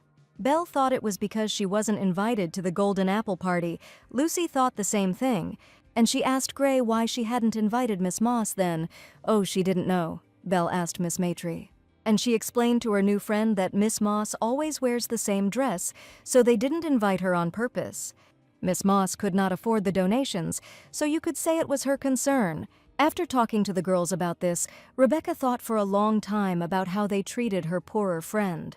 Michelle noticed Mrs. gloomy demeanor and asked if she was worried about something. Rebecca was indeed in a bad mood, but suddenly asked Michelle what she looked like. She explained to the servants that when she first arrived at this mansion, everything seemed the same. She, Michelle, as a servant, and her father, as an employer, all seemed better to her. Back then, she was an orphan from an orphanage. She didn't even know how to use a knife. She thought she was the only one who didn't fit in here. But now, she thought she was finally fitting in, but it was probably just a delusion. She then asked Miss Moss why she was going to such lengths, especially if it wasn't someone else's business, and if there was any reason to do such a thing. She saw no difference between Miss Gray and Miss Moss. They both seemed to her simply noble ladies. That might be possible, Charlotte replied, overhearing her daughter's monologue, but a duke's daughter and a knight's daughter are two completely different things. Duke is a hereditary title with land, while knight is a title for only one generation, just a name. If you look into it, Miss Moss is not a noble woman at all. Then Lucy asked why they became friends, she and Miss Gray. True, Charlotte answered. They were both equals, both ladies, but that was not all. If that were all there was to it, Miss Vanessa would not have said she was glad to meet her. I wouldn't say that I'm sincerely glad to meet her. Sincerely. Vanessa simply wouldn't have invited her to the mansion. Rebecca was shocked. That's it. That's why she was so happy when she was invited to Miss Gray's house. The most beautiful moment of her life, that shining instant, because they experienced it together. Maybe she was the only person who wanted to give her such a moment. She told her mother that tomorrow she was going to Miss Gray and Miss Windsor's clothes shop, though, Charlotte asked enthusiastically. Yes, answered the daughter. Unfortunately, she would have said OA if she had known what awaited her. Miss Gray was just about to go shopping when Jane suddenly called her friend. The girl turned to Miss Moss in surprise and asked what she was doing there at such a time. Jane, with wild eyes, said that she needed to tell her something. After some time, Rebecca arrived, accompanied by Michelle. Belle, who was greeting Miss Matry, asked her to pass through and asked if she was a little late. Yes. Because of the rain, the girl answered. She was glad to see Miss Gray and her too, Miss Windsor. However, Rachel, in a strange manner for herself, did not answer, ignoring Lucy. Rebecca was a little puzzled and tense, wondering what was going on. Then suddenly Jane appeared, saying that she was glad to see her, Miss Matry. At this point, Rebecca was even more surprised. She thought she would never see Miss Moss at meetings again. The girl replied that she too had almost disappeared from them, but thanks to her she had gained courage. Something strange was going on, but first Belle asked Miss Moss to take a look at it. She said that Miss Moss had prepared a gift for her. Lucy was surprised. "What is this?" she asked the girls, and Belle, looking away, replied, "If you're interested, open it quickly." Rebecca pulled the ribbon and opened the lid, falling into a stupor or maybe even horror. Miss Gray asked Miss Matry sarcastically if she liked it. Back a few minutes before the meeting, Jane brought the stolen necklace and Belle asked what it was. Jane explained that it was a necklace that she had stolen from her a few days ago and wanted to apologize. And she asked for forgiveness for taking it without permission? Belle burst out laughing. And then she asked if she really didn't come to the meetings because of such nonsense. Did she really think that she would take revenge because of such a trifle? Yes, Jane answered her. It's not about the necklace. Miss Gray can deceive others. But she herself does not forgive those who deceive her, and knowing this, she still came to her, asked Belle. That's exactly why she came, Miss Moss replied, as if she were mad, because next to her there is a person who lies much more than she does. Matry, the mother asked, the same Matry she knew. Was it because of her that she stopped going to the meetings? She knows Matry, Jane asked. Of course, the woman replied. She was at the center of the biggest scandal of her generation. Scandal with whom? The girl asked. She also knows, the woman answered, with Miss Windsor's father. At that time, the Earl of Windsor was engaged, but his bride was taken away by Matry, an act of the capitalist's son that enraged the entire high society. And then the daughter of that family disappeared and rumors began to spread, but who would have thought that these rumors were true? "What are the rumors?" Jane asked, "that the daughter recently returned and was found in a shelter for the poor." Rebecca looked in horror at her old uniform, and Miss Gray asked Miss Matry why she was hesitating. And she told her to try it on, because it would probably suit her. Rebecca's body was overcome with chilling horror. In the shelter where she lived, there was always one creature scurrying about. They carried diseases, ate food to the last crumb. It unmistakably appeared in the most stinking places and became a symbol of dirt, a creature that in itself was loathsome and disgusting in the eyes of Miss Gray. The same hatred shone in them as when she looked at this creature. Soon the door of the shop opened, and Miss called out to Michelle, who was waiting for her. But this time, standing before her was a girl who had just been brought from Agnes's workhouse. Michelle immediately realized that they were making fun of her, but asked what she looked like. Michelle, hiding her resentment, turned to the servant Lucy. Suddenly, Belle threw all the things out of the boxes right behind her and ordered her to pick them up. Two girls, seemingly ordinary simpletons, looked at Miss Gray with humility and resentment. As soon as Rebecca reached for her things, Michelle immediately pulled Miss away and told her to give her what she would carry. But then Gray bumped into her, pushing the servant away and menacingly asking where she was going. Rebecca asked Michelle to move away, and with desperation in her voice, she said that she was fine. She asked her not to interfere in other people's affairs. Michelle was silent for a long time, choosing her words and holding back a burst of resentment for her miss. With a trembling voice, she replied that she was a servant of the Mitry house and mistress. She told Miss that if the mistress saw her like this, her heart would break. "My heart was breaking," Miss Gray asked angrily, gritting her teeth, and she attacked the maid and accused her, shouting that it was she who had brought this girl into her circle, and now she even dared to speak. Michelle called Miss for help, and immediately Rebecca squeezed Belle's wrist with force, ordering her not to touch. She sullenly explained to the girl that she was angry at the wrong person. She had asked them to be angry at her. Immediately, Belle, in a fit of anger, called her a bitch and asked if she was still trying to sit at the same table with her. Suddenly, a rough male voice was heard, angrily shouting at her, asking what she was doing. "Ethan," Belle said, frowning as she looked at her brother Rachel. Seeing him was surprised. The guy angrily asked the girls what the hell they were doing here, and now Rebecca saw Ethan's face for the first time. Rachel immediately stood up for her friend and began to explain, but Ethan said that even if she was a servant, this was not right. He asked Rachel irritably how anyone could treat someone like that, and Belle immediately burst into laughter.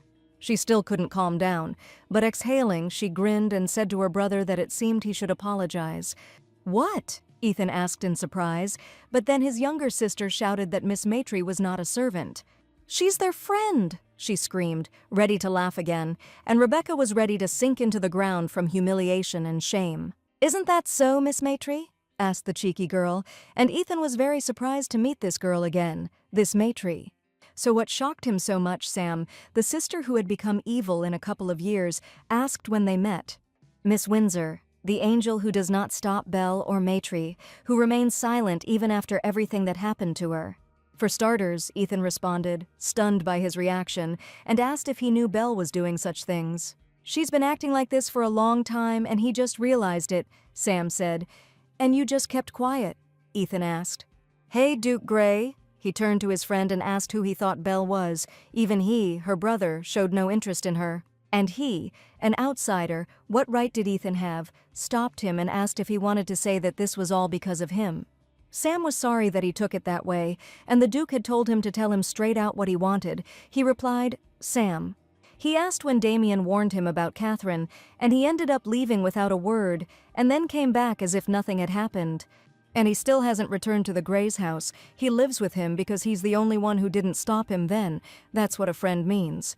Although it seems like it's something great, if he wants to give advice, he must be ready to lose a person, but he is not like that. So, whether he wanted to fight or apologize, he advised his friend not to avoid it, but to face it head-on, otherwise his sister would look insignificant. By the way, Miss Windsor's birthday was coming up soon. Belle asked if they had already made a guest list. Rachel was just about to ask Miss Gray about this, whether Mrs. Gray would be at this party. "Of course," answered Belle. "This is a Windsor family reception."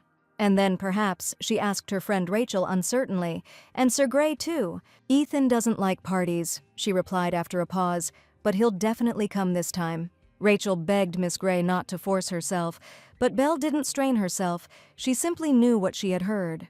Recently she came to pay for the dress she wanted to buy then and asked how much she owed, but Jacqueline replied that it had already been paid for in full. By whom? Belle asked. Sir Gray, the woman replied. And he took another dress with him, Jacqueline couldn't help but say, and a very beautiful one with a floral pattern. The assistant called out to the lady and reminded her that Gray had asked to keep this gift a secret. There had been a mistake. Jacqueline asked Miss Gray to pretend she hadn't heard. Floral dress, Belle thought. It is obvious that he could have given this dress to Miss Windsor for her birthday. The attendant maids exclaimed with delight at how sweet it was. Lucy, who arrived, said that she was really looking forward to it. Miss Windsor's birthday at the Earl's house sounded impressive. Oh, what impudence, Miss Bell remarked, and asked the simpleton if she even realized what she had gotten herself into. But Rebecca insistently and brazenly asked to be invited too. She wanted to go. Miss Gray asked if she was completely off her rocker now, but Rachel agreed. The friend was indignant, and Rachel explained that, if you look into it, Miss Maitry had not lied to them. They themselves had condemned her as they saw her, and they were disappointed through their own fault, and at the same time the misunderstanding with Sir Gray was cleared up. She would like Miss Maitry to come to her party. Rebecca again noticed that Miss Windsor was indeed a very wise and kind person. She would be looking forward to it. Jen thought that Miss Windsor loved people too much, and in vain. Suddenly, Rebecca, who had followed her, called out to Miss Moss. "What?" Jane exclaimed stammeringly and asked, "Did she want to tell her something?" Lucy reminded. "She said it. She said she didn't care what she did because she didn't have what she needed. There was no point in fighting over an empty bowl, but someone had once told her that a truly hungry person would stop at nothing. To survive, there is no other way, right?" she asked, hinting at future nonsense. "And a cornered rat will eventually bite even a cat." Miss Maitry received a letter in which she received an apology for the unintentional rudeness he had shown her at the time. He wanted to atone for his guilt, but all he could do now was compensate for the ruined dress. He would find out the size and address through Jacqueline and hoped that the memories of this incident would not linger with her for long. At the end of the letter, the sender of the dress, a beautiful floral pattern, signed himself Ethan Gray. Rebecca kept giggling as she read, but suddenly she couldn't hold back and burst out laughing loudly and angrily. She thought that it was rare that everything was resolved so simply. With this, she would be able to take revenge for that day. But suddenly Charlotte turned to Lucy, and the girl happily turned to her mother. She asked if something good had happened. Her laughter could be heard even from outside. "Nothing special," answered the daughter, but she asked her mother to look at this dress from Sir Gray. "And also an invitation to a birthday party. Isn't that great?" she asked enthusiastically. But Charlotte was filled with completely different emotions, and noticing this, Lucy called for Mom. She asked if something had happened, her face, and then Charlotte admitted that she had heard everything from Jacqueline. She, saddened by the fate of her daughter, asked Lucy not to go. "What?" she asked. Stunned, Charlotte said. Now she doesn't have to go to social gatherings anymore. After this conversation, Rebecca still couldn't calm her nerves and drummed her fingers on the table. Michelle asked Miss to stop saying that she was driving her crazy. "If you don't want to listen, you can leave," Lucy replied. But the maid reminded her that she knew she could not have done this as an observer. Lucy was disappointed. She thought she would be on her side. Michelle reminded that she herself told her to mind her own business. This, Michelle interrupted, and explained that she knew that the miss was trying to protect her, but asked her to put herself in the mistress's place. She wanted her daughter to be happy, sent her to the reception, and something happened there. If the owner had found out, there would have been a hurricane of blood in London. That would be if he considered her his real daughter, Lucy thought, and turned thoughtfully to Michelle. She said that before her there were many scammers here who tried to get into the house. What happened to them? She asked. Like a partisan, Michelle explained to Miss that if the master orders her to remain silent, she must remain silent. "What?" Rebecca asked, stunned and alarmed. "It was their duty as servants," Michelle explained coldly and detachedly. "The past, this can't go on unless she urgently finds a way to be useful." But as Michelle had said, going against her mother's wishes now was not an option, Rebecca thought. John only leaves her here because she is still loved by Charlotte, so that is all she could do now. Unintentionally, she overheard the servants talking about the arrival of a newspaper, and noticing the news in it, she said in surprise, "Incredible." Handing over the newspaper, Mrs. Volcom asked with displeasure if they really thought it was she who was depicted there.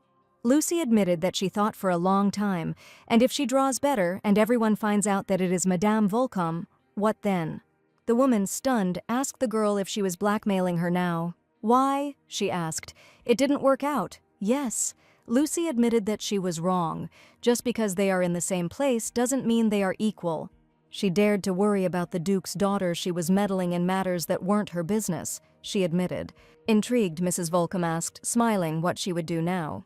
He will obey, Rebecca answered confidently, and not one step away from Madame's plan. It's good that she grasps everything quickly.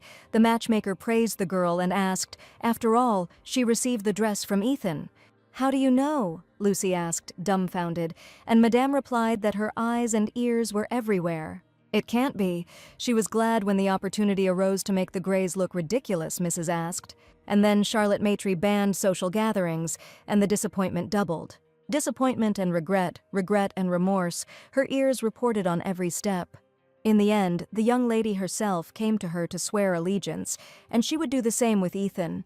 In short, she would throw out a bait that he would definitely bite, she explained, and Ethan received a letter addressed to Sir Grey. Here, the guy asked in surprise, from whom, the name of the sender, the messenger read, Catherine Jones. The lady with the beautiful red hair, the sword flew out of Ethan's hands.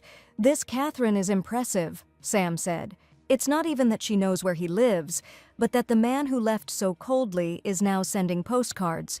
It takes a lot of confidence. What kind of confidence? Ethan asked his friend. Well, for example, he asked Sam that he still can't forget him. Nonsense, the Duke answered. Sam turned to Ethan and asked if he would go. Ethan remembered the first time he met the girl who killed every last drop of life in him. She announced that from that day on she would teach him manners and introduced herself as Catherine Jones. Sam was asking if he could look Catherine in the face, could he? Ethan wondered. What kind of question was that? It wasn't he who left first, so why? Why should he feel like a fugitive? London Bookshop, B21, 4 o'clock in the afternoon, will he come? Asked Lucy. He will come, without a doubt, Madame answered. They had been waiting for this moment for a very long time. He will be furious. He will be sad, he will be broken, but in the end he will come running like a child who has found his lost mother. Madame asked to believe her. After all, no one knows him as well as she does. A few years ago, a lady with a cold, stern expression and neatly combed hair. Ethan thought she fit perfectly into this alien and rich world. The boy said hello and introduced himself as Ethan, thanking the woman for taking him in. There is nothing to thank for, Lady Vanessa replied. Everyone is here because of need. She asked where his mother was. She stayed with her lover. Ethan answered, everything is clear. If anyone asked about his origins, she told them to answer that he was the son of Vanessa Grey. Until then, his existence had to be hidden to preserve the family's honor, he realized. A mother who suddenly appeared, a father who found him only after a fatal diagnosis, and a slow younger sister who knew nothing about adult matters and simply sincerely loved him. The only place where he could hide from all this confusion was the library, and suddenly the silence was broken by the appearance of a tutor with red hair. Catherine, it was her.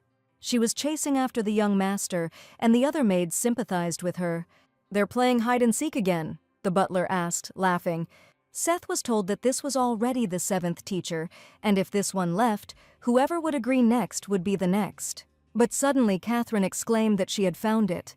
Disgusting, thought the young man, looking at his governess. The girl continued to run her tale, persuading the young gentleman that she would tell him how to hold a glass correctly. Let go, damn it, Ethan cursed, hesitating in shock as Catherine asked if he wanted to learn how to hold a glass.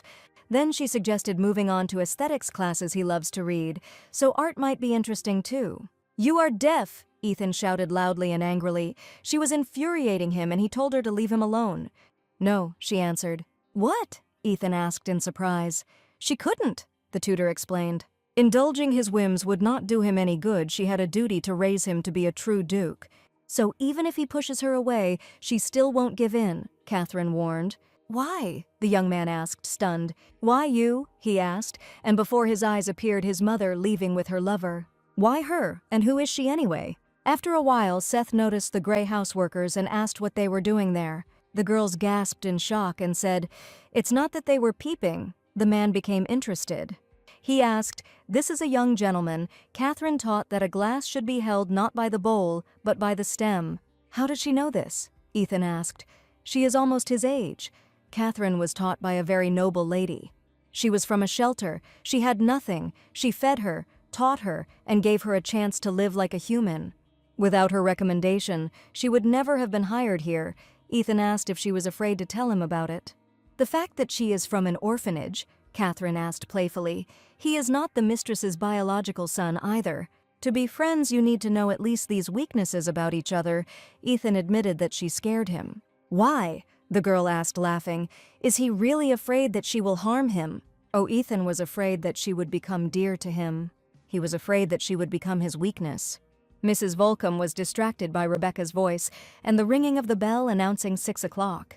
The time for the meeting had long passed, Miss Matry informed the lady. "Let's wait a little longer," answered Mrs. Madam, exclaimed Lucy, but she was sure he would come. He will definitely come. Several years ago, when Madame Melissa recommended her, she knew she would do well as a mentor in this house. But she betrayed her trust as a teacher and tarnished Madame Melissa's honor. Vanessa told Catherine that she was a smart girl, but in the end it was precisely because of her intelligence that she would not be happy. Her background doesn't give her the right to do this. Every time she looks at Ethan, she will feel hell from the desire for something she cannot have. And in the end, she will understand that she can never be with this boy. Rebecca told Madame that she would go. She hated waiting for those who would not come anyway. "Wait!" the lady exclaimed anxiously. Jumping up from her seat, she wanted to say something else. But she stopped in an instant, seeing and hearing Ethan, who, approaching the bookshelf, discovered Miss Matry.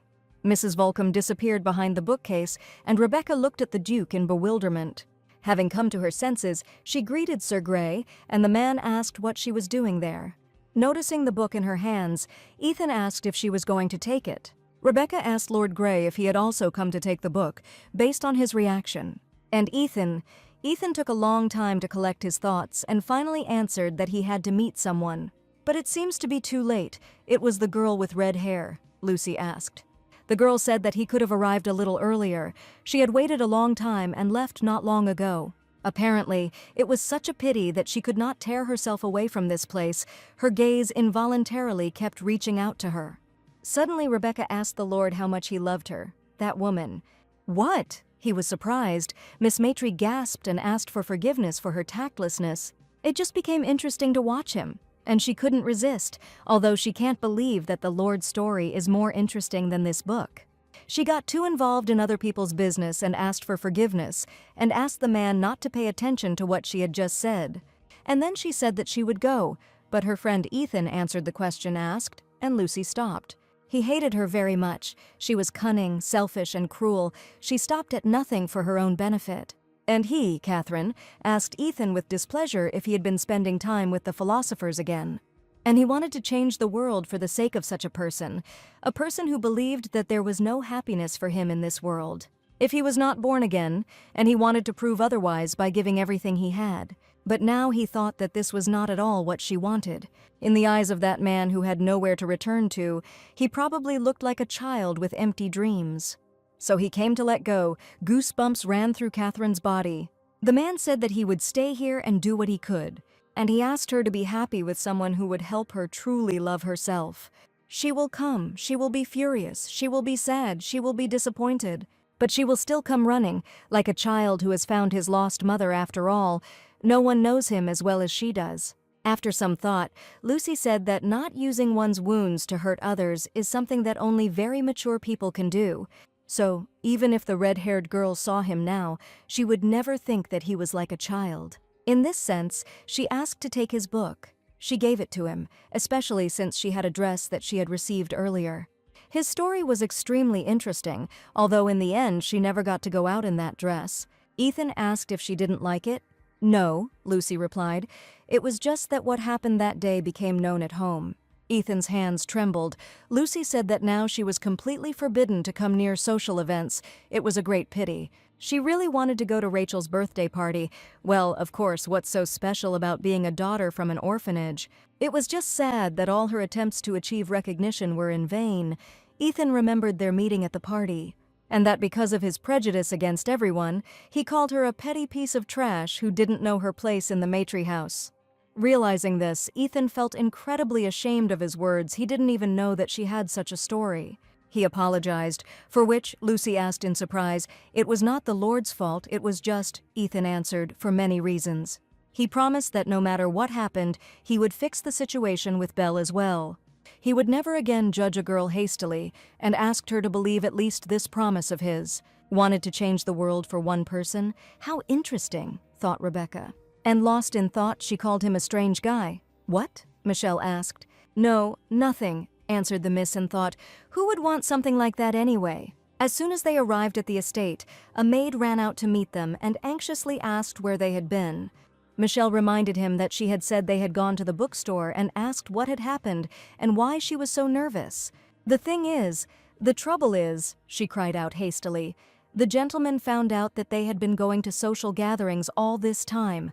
What? Rebecca thought in horror and anxiously headed into the house, or a death sentence. Upon arriving in the room, John threw it at her feet invitingly and angrily ordered her to explain what it was all about.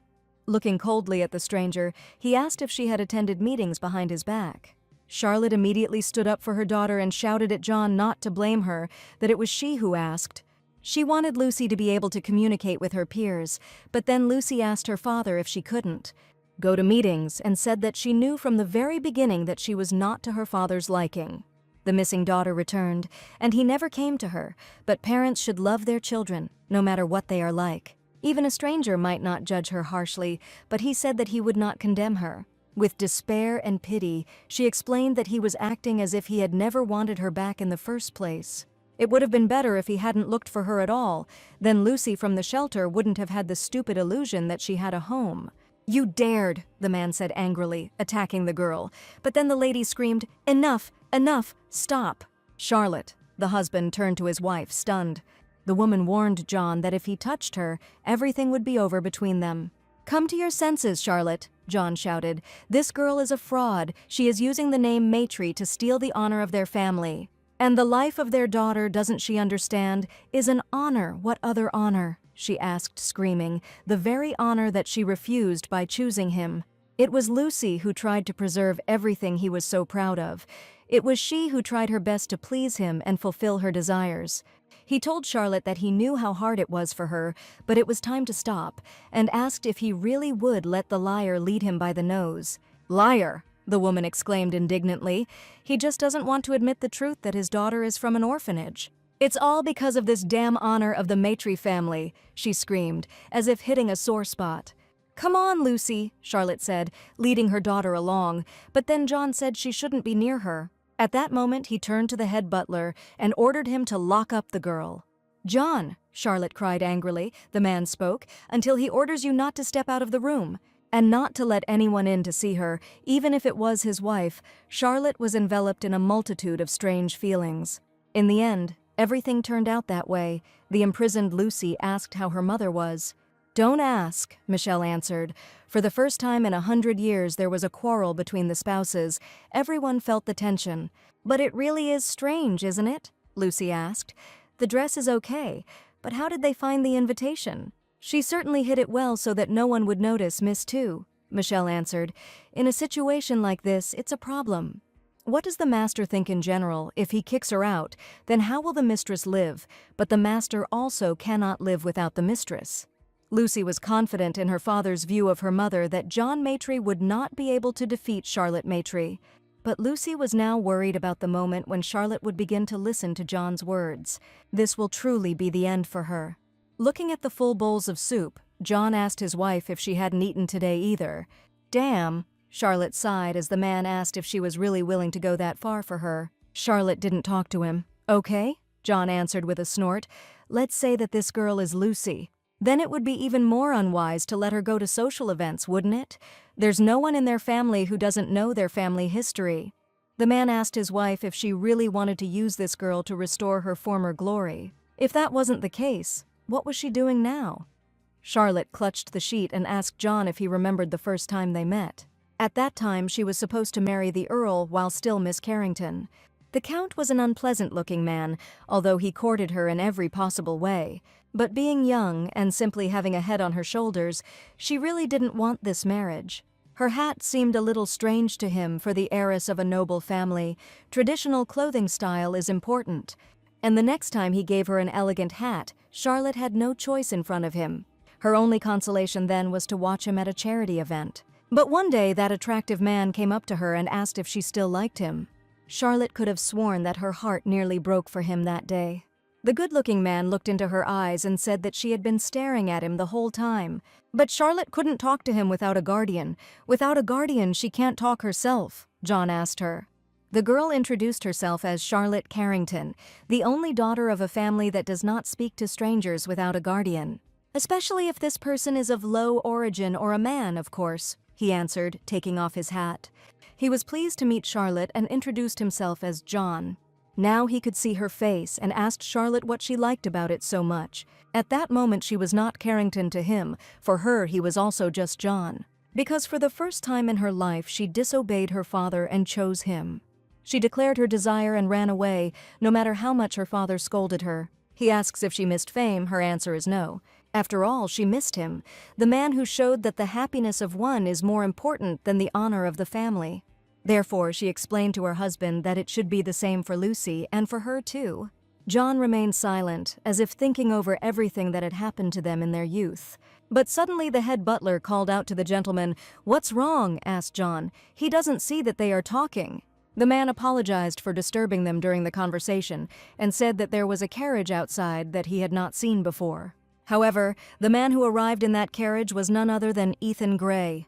Having met with Mr. Maitre, the lord informed the man that he had come to pick up Miss Lucy. In the library, he promised that he would personally accompany her to Miss Windsor's birthday party. If the ducal family's friendly relations are confirmed, then Maitre's family will not be able to prevent the girl from going to the party.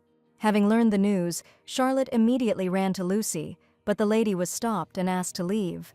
They were worried about the master's order, but suddenly Lucy came out to meet her mother. She asked what she was doing there, worried about what would happen if her father found out, and Charlotte said that Lord Gray was waiting outside.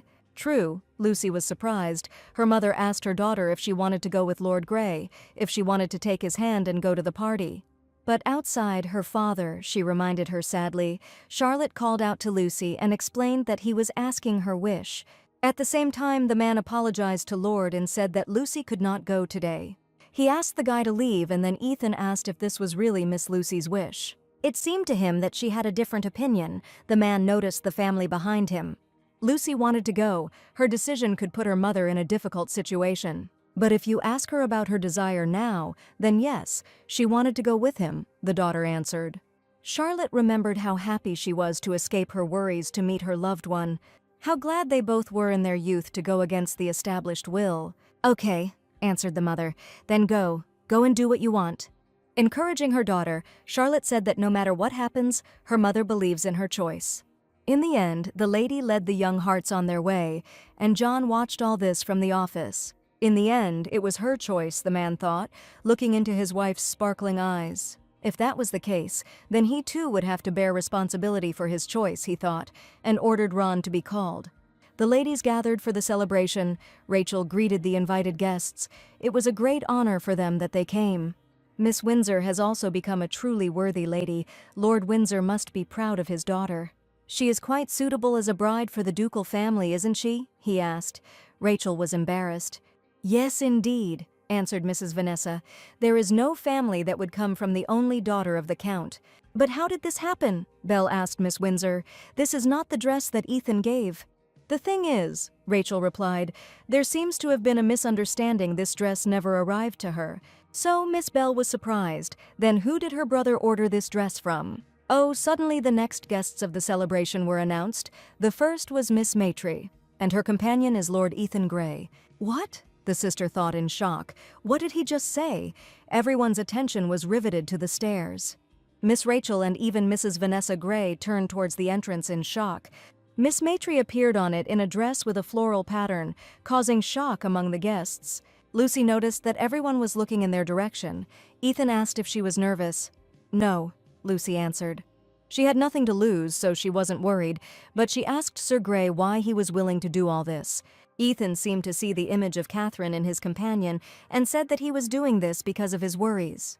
Regarding what he had not done earlier, one could say that he regretted it and asked whether Miss would consider it impudent. No, the girl answered honestly. He wasn't so charming that it would be a problem. But this was already insolence towards him. Lucy asked what they would do now. Well, since they've crossed the line, you have to enjoy it to the fullest. Ethan finished Lucy's sentence. And despite the sidelong glances around them, the young companions began to dance.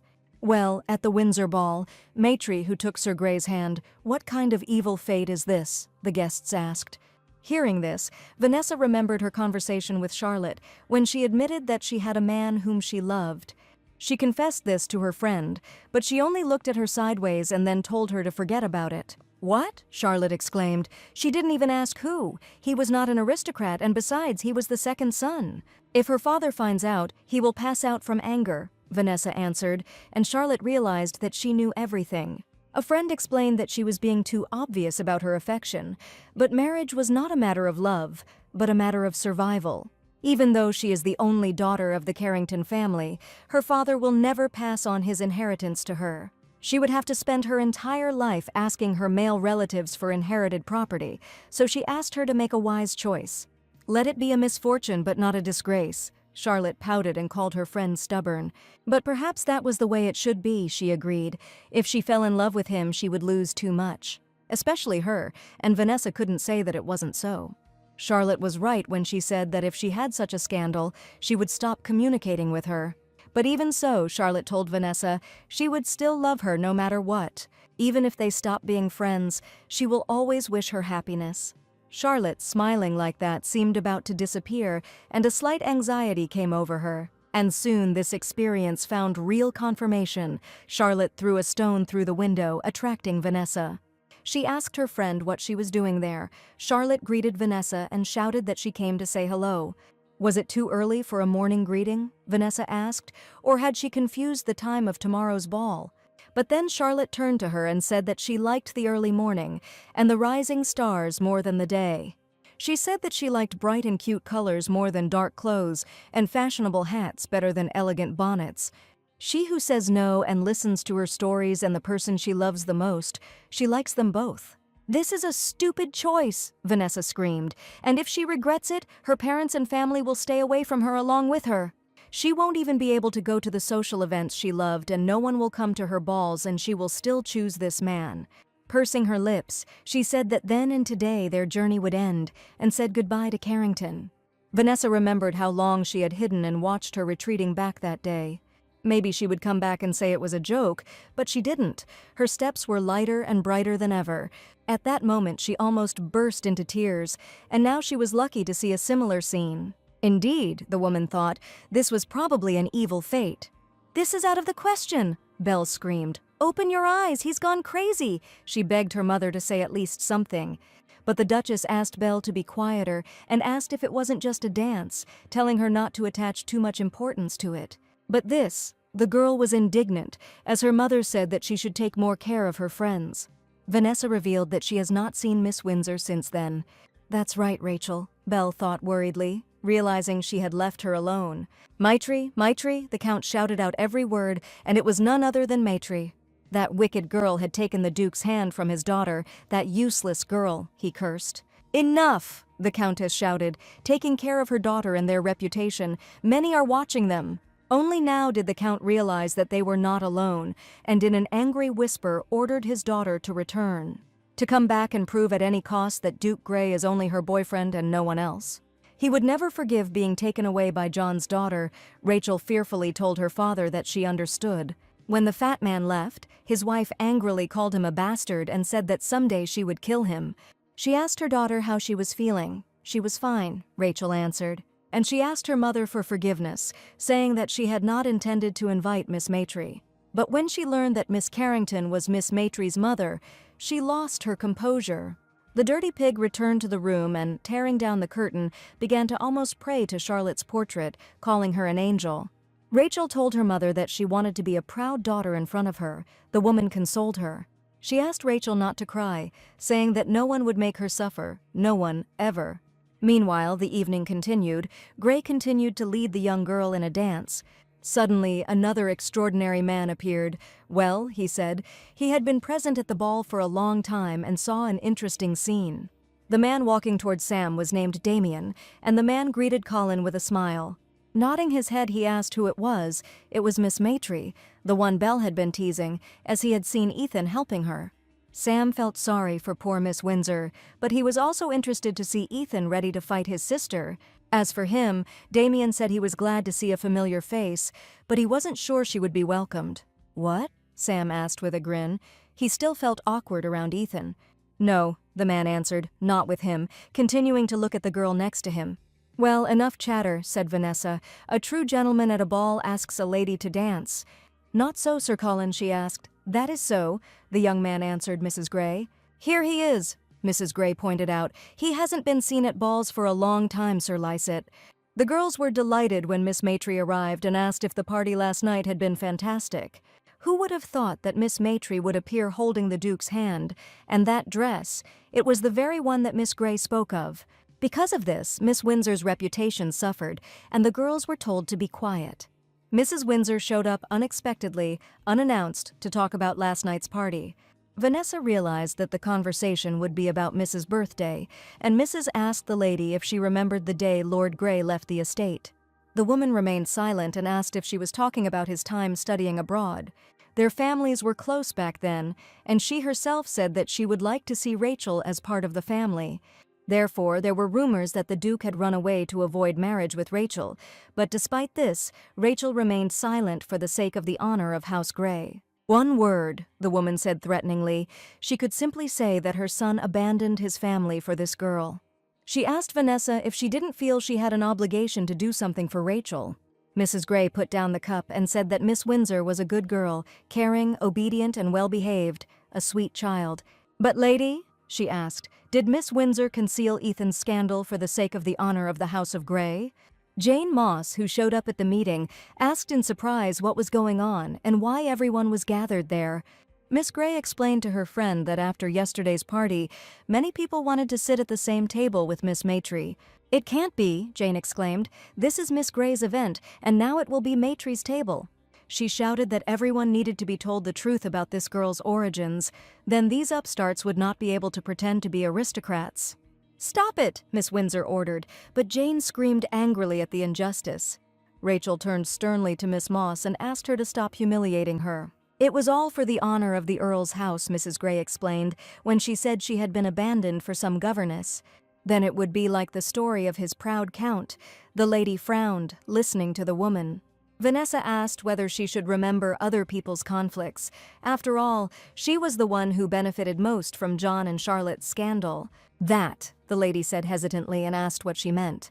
Vanessa explained that they had a reception the very next evening after Charlotte left. "As I passed the rooms, I heard what sounded like please and my friend's last name coming from the man's lips." That day, Gray, shocked that Charlotte had abandoned him, got drunk and mistook the modest girl for the noble Miss Carrington. But more shocking was the image of a lady who waited for the Count to name another woman and then gave way to her. Vanessa was silent when she saw this at her reception and asked if she didn't deserve to be treated properly. "Lady," the girl who had appropriated the Count shouted indignantly at Countess Vanessa. "So," the Duchess shouted back angrily, "she must never again dare to blackmail her with her son's scandal." "Understood?" she asked, shouting. The lady was silent for a long time, and the Duchess took advantage of this time to exhale. She turned to Seth and ordered the butler to take the guest out.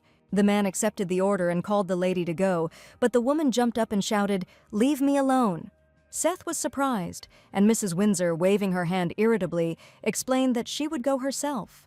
Seth did not interfere with the lady's wishes and only raised his hands, allowing her to leave. This woman, angry at the Duchess, she thought, she still looks down on her. She hasn't changed at all since then, but now she's not someone you can ignore. Suddenly she stopped to look at the mirror and, freezing, realized that she had achieved nothing from the meeting. The woman was worried about what to tell Rachel, because she really did love Lord Gray sincerely. At least she should be with her beloved. "Are you dreaming of a new life?" asked the woman, her face hidden by a veil as she walked closer. She asked, grinning, if the Countess wanted a better tomorrow. "Who are you?" the woman asked in amazement, looking at the stranger in front of her. She introduced herself as their invisible hand, helping in everything, Lady Wolf. The Countess of Windsor gasped and said, yes, it was she who was there. At the beginning of the whole story, she was standing there. So quickly, they shouted from the street. Move it, be careful with the corners, don't scratch it. Where did so many boxes come from? Lucy asked. Who was leaving today? Mom corrected her. They weren't leaving, they were arriving. She explained to her daughter that John had moved Ron from the outbuilding to the main house. Rebecca asked if this was bad news for her. Depending on how you look at it, Charlotte replied. Instead of kicking her out, he is raising Ron as his heir, Mother explained. So, Rebecca thought, Ron would probably inherit the entire family fortune. Wait, but even if this is so, isn't it beneficial for her? Even without Maitre's inheritance, she can marry well. This way, she can continue to live as Lucy, but it is important for John to preserve the family fortune. And for her, the connection with the ducal house is the ideal compromise, she said. It works out great. Wait, Lucy, Charlotte called out to her. Does she really think so? And how could she become the heir to this house? Her daughter asked. Charlotte said that this was the lot of aristocrats with estates, but her father earned most of the fortune. Didn't she feel offended? But suddenly their dialogue was interrupted by Michelle, who ran into the room with a letter from Lady Wolf. Having handed it to Lucy, she asked with interest where she was being called now, to the Apple store or the bookstore. To Scotland, the girl answered, a little taken aback by the surprise. What? Michelle asked, and Lucy repeated that they had been invited to a small island in Scotland. Approaching the old woman, Mrs. Volcom said that she had done a very funny thing. She asked, so the customer was Lady Windsor after all? The old lady asked Catherine why she thought so. She replied that Lady Melissa had no reason to interfere with her now. Perhaps the Countess, blinded by pride, begged and created a scandal, but unfortunately, Volcom was mistaken. She explained that Lady Windsor had indeed come, but it was not for her own pride. It was just love. She failed, but as a mother she wanted to give her daughter to the man she loved so much. As she knew, Lady Volcom always sided with those whom fate did not spare, didn't she? Catherine explained to the lady that her client was like that too, but the woman disagreed with her follower, saying that she had chosen the wrong one. The girls went on a voyage on a ship and were happy to see the sea. Isn't it amazing? They asked. Really beautiful, like something out of a painting. She was not a person who was spared by fate. If we talk about who she was the one who controlled the destinies of others. Maitre greeted everyone, and then Belle asked how she ended up there. She was invited, replied Rebecca, Lady Wolf. It was incredible, Rachel thought with alarm, but this place was clearly meant for her. When she met Mrs. Wolf, she told him that she wanted to take Lord Grey. Then the elder Lady Volcom answered her that the young lady also had business that needed to be done. Ethan approached Maitre and welcomed her to the ship, asking if it was the first time they had seen each other since the ball. Lucy replied that she was glad to see him again at a social event. Rachel watched them with concern. Suddenly, a man in a butler's uniform stepped forward and announced that everyone was gathered. He was pleased to meet us and introduced himself as Phil, the island's caretaker and butler who would serve the 7 guests. 7, Lucy thought, and said that he must have misunderstood something. There were only 6 people on the ship. No, the man answered her, there are only 7 people. Then Rebecca asked who the 7th was. Here he is, answered the butler Phil, and then Rebecca felt movement behind her. He was late with his introduction. Lucy turned around in fear, and she introduced herself as Damien Lycett. Rebecca's eyes widened in horror at the name. Damien Lycett, she repeated in her mind. This man was her first employer, whose mother first estimated her worth at £4. It was incredible how it happened that they met here, Rebecca worried. Did he recognize her? No, it can't be. Several people came to the interview that day, so it's unlikely he remembered her. But suddenly Damien turned to her, singling out Maitre, and asked if they had met before, hadn't they? True, asked the younger Miss Grey in surprise. Lord Lycett is acquainted with Maitre. He saw her from afar at Lady Windsor's birthday party, Colin replied. Of course, otherwise Belle had already thought about it. However, after his question, Rebecca's heart began to beat faster, anxiety causing an itch. But suddenly the island's caretaker informed the guests that the ship would soon arrive at the island. The girls standing on the bow of the ship admired Lady Wolf's country house. From the year 1786 until now, social celebrities have enjoyed bird hunting here every year. Since 1786, Miss Maitre thought, which meant the event had been going on for at least 40 years. This means that all the assumptions about Lady Volcom's age from her family could have been significant. It is possible that the Lady Volcom she knows and the one who sent the letter are different people. Upon arrival, Phil told the guests that this was the place where they would enjoy hunting today. "They won't go to the field?" Miss Gray asked him in surprise. "Usually that was the case," the butler replied, but recently, for some reason, going beyond the shooting range had been restricted. It took about 40 minutes to get to the mansion along a forest path, so he asked them to go to the carriage. And having reported everything, he wished the guests of the island a good time and left. During shooting practice, Belle asked Maitre if this was her first time shooting. Lucy asked. She didn't even shoot, and she already knows everything. Middle class, found in an orphanage several years later, she thought she hadn't had time to learn such skills. Sam stopped Belle indignantly, realizing that she was going too far. But Lucy simply thanked him for his concern and explained that she usually learns everything quickly.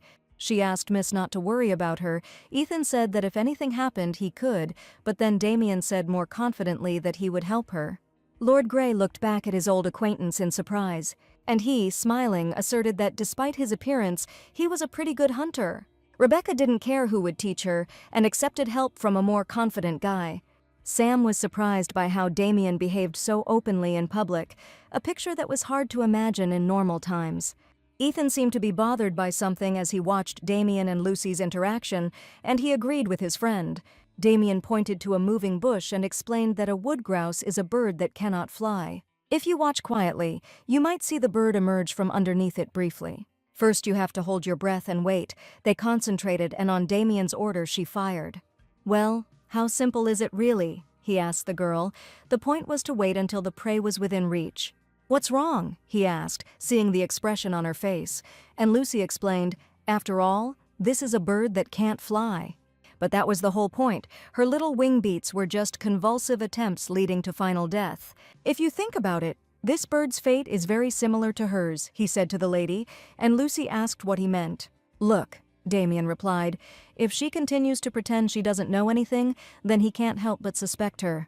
If some Rebecca Garish from the orphanage was like Maitre, she wouldn't avoid him, but on the contrary, would pretend to know him well. If she hides the past, then the present is not true either," he said. "So," he informed the lady, "she was doomed to become his prey, wasn't she?" He asked Miss Maitre about this, but immediately added, "No, perhaps she should be called Burning now." Lucy recoiled, waving away the guy even as she began to feel nauseous. Ethan, who was watching them, immediately reacted to Miss Maitre's strange behavior. He asked if she was okay, what happened, everything was fine, she just suddenly felt bad, she answered with a trembling voice. And she blamed the sight of bird hunting, which apparently came as a visual shock to her. She said she needed to rest for a while, which Belle asked. If so, why had she come hunting in the first place? Lucy left alone, and the boys watching her thought that it was all a bit too much. Both young men watched the girl, making sure that everything was all right with her along the way. When she had gone far enough, Ethan paused and asked, "Is it him?" Damien asked. Ethan told him not to pretend he didn't understand, explaining that he had been watching him the whole time. And he asked a direct question about what he said that made the healthy Maitre's face suddenly turn pale. Damien asked that whatever he said was none of his business, right? And also advised Ethan, "Doesn't treat people with such pathetic compassion." He wondered if, after what he had been through with Catherine, it was time for him to understand that, wasn't it? People weren't as naive and simple as he thought. Damn, damn, damn, Lucy thought furiously, hitting the fence. Damn it, he knows everything, her name, her past, even the fact that she's not Lucy Maitre. Everything. What should we do now if this fact reaches Charlotte's ears? She will be executed for stealing Lucy's life. Damn, she almost achieved recognition. If she just waited a little longer, this life would be completely hers. Lost in thought, she stepped on the trap, and immediately a scream was heard that reached the shooting range. "What happened?" Sam asked, and Ethan asked if he had just heard a scream.